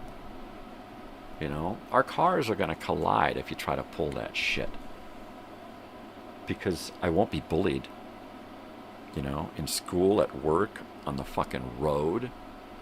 Ever. But of course, every day we're bullied in our own country. Bullied. Bully. Bully. We're going to go about 15 more minutes this morning and sign off at about 8 o'clock Pacific Standard Time. So, yeah, let's wrap it up, baby. Let's wrap it up. The album of the day is Paris Supertramp, 1980, I'm sorry. And the movie from Kiss, Kiss Meets the Phantom of the Park, 1978. Great flick. You gotta check it out. You gotta check it out, man. It's just a bizarre. Talk about a rant. I mean, it is just a weird movie. They really don't have any acting abilities at this point. Paul is very charismatic, and the camera loves him, and he can deliver lines in that New Jersey accent, right? But when it comes to Ace and Peter talking, oh man, they sound like a couple of the dead-end kids getting ready to go out and roll somebody and steal their money and spend it on dope. What's going on, you guys? I mean, it was just a bizarre fucking movie. Oh man, I'm gonna have to watch that now. Yeah. Anyway, like I said, I'm probably gonna try to get stick one of them VCRs in the car and see if I can get that to work. Couldn't hurt. You gotta get nothing else to do for a couple hours while I'm sitting there, right? Couldn't hurt.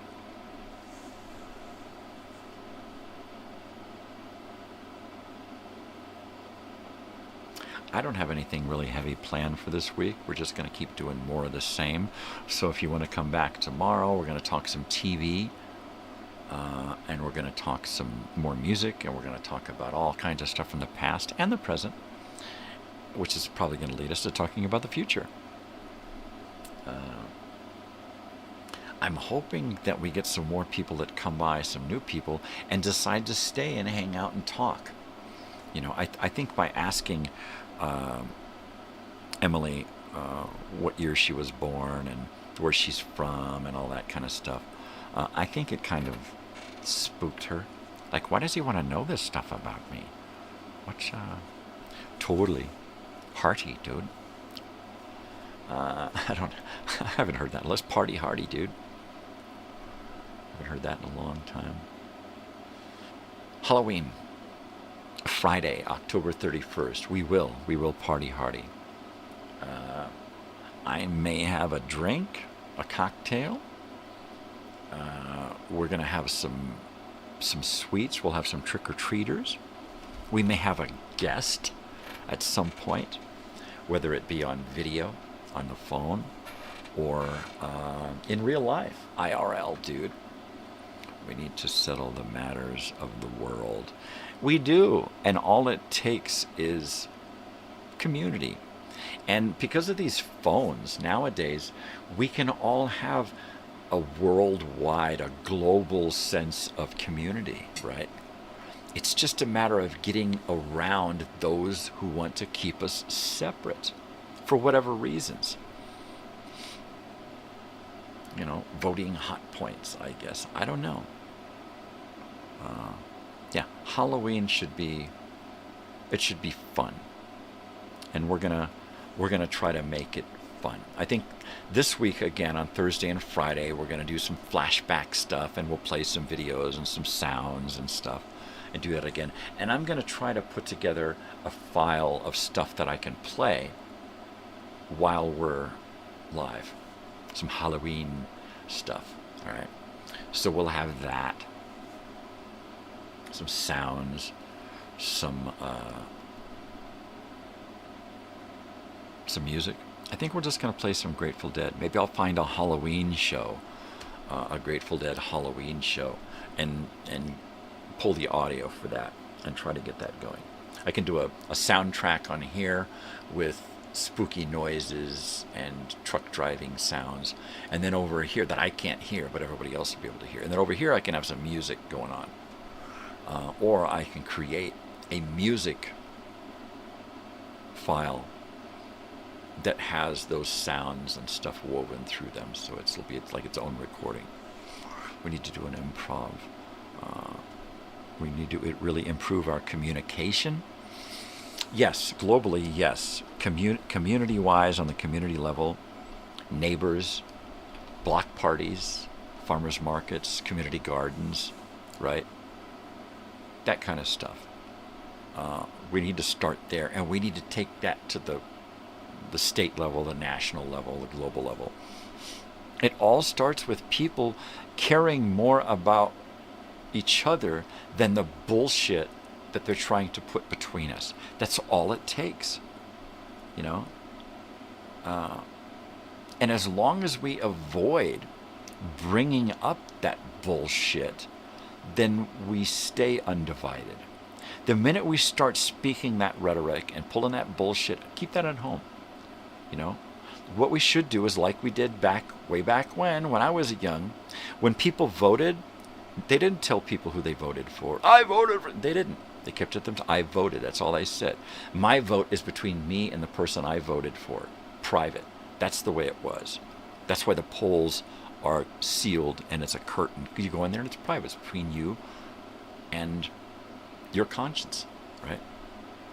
Religion should be kept at home. Religion should start in the home, and it should remain in the home unless you take it to church. Don't go door to door with that shit. Don't take it out on the street, you know? Keep that shit at home or keep it in the church. Don't use it as a way to piss somebody off and divide people. Well, I have to go out and tell people that they've sinned because they're gay. What the fuck business is it of yours if they're gay, right? Let them fucking be gay. Just because your religion requires you to go out and repent them sinners, man, repent your sinning in a home. Go to church and do it. If people come to you, help them. If not, stay the fuck away, right? Don't go door to door. Don't come to my door telling me, asking me if I've seen the light. Because I'll shine a light in your eyes. Yeah, have you seen the light? What are you on, man? Are you okay? What have you been smoking? What kind of religion are you on? I used to have the Halloween show from Columbia, 85. Both sets, great. Huh. Let me see. What do we call it? Columbia. Let's see.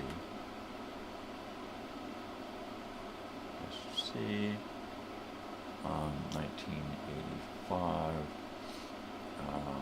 And that is 10/31. That sounds perfect. 1985. Taking it to the streets, Doobie Brothers, is great. You're absolutely right. Taking it to the streets. That is a good one. That's a good one. I like that. Let me...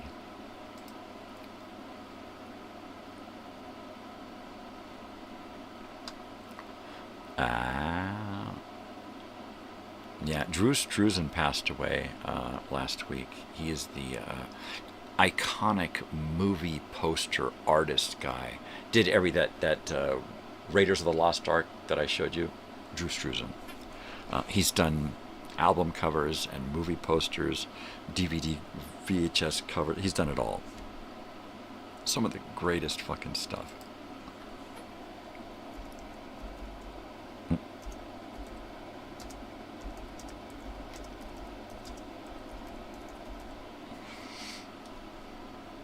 Oh, look, I did the wrong one again. I always do that.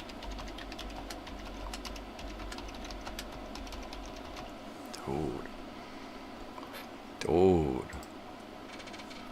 Telling you. I'm trying to think of the melody.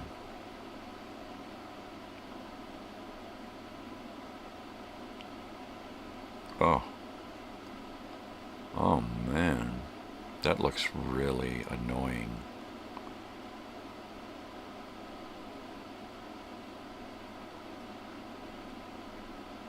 It does. The playing of that looks really tedious. Because I'm not a musician. And trying to figure this shit out tablature-wise.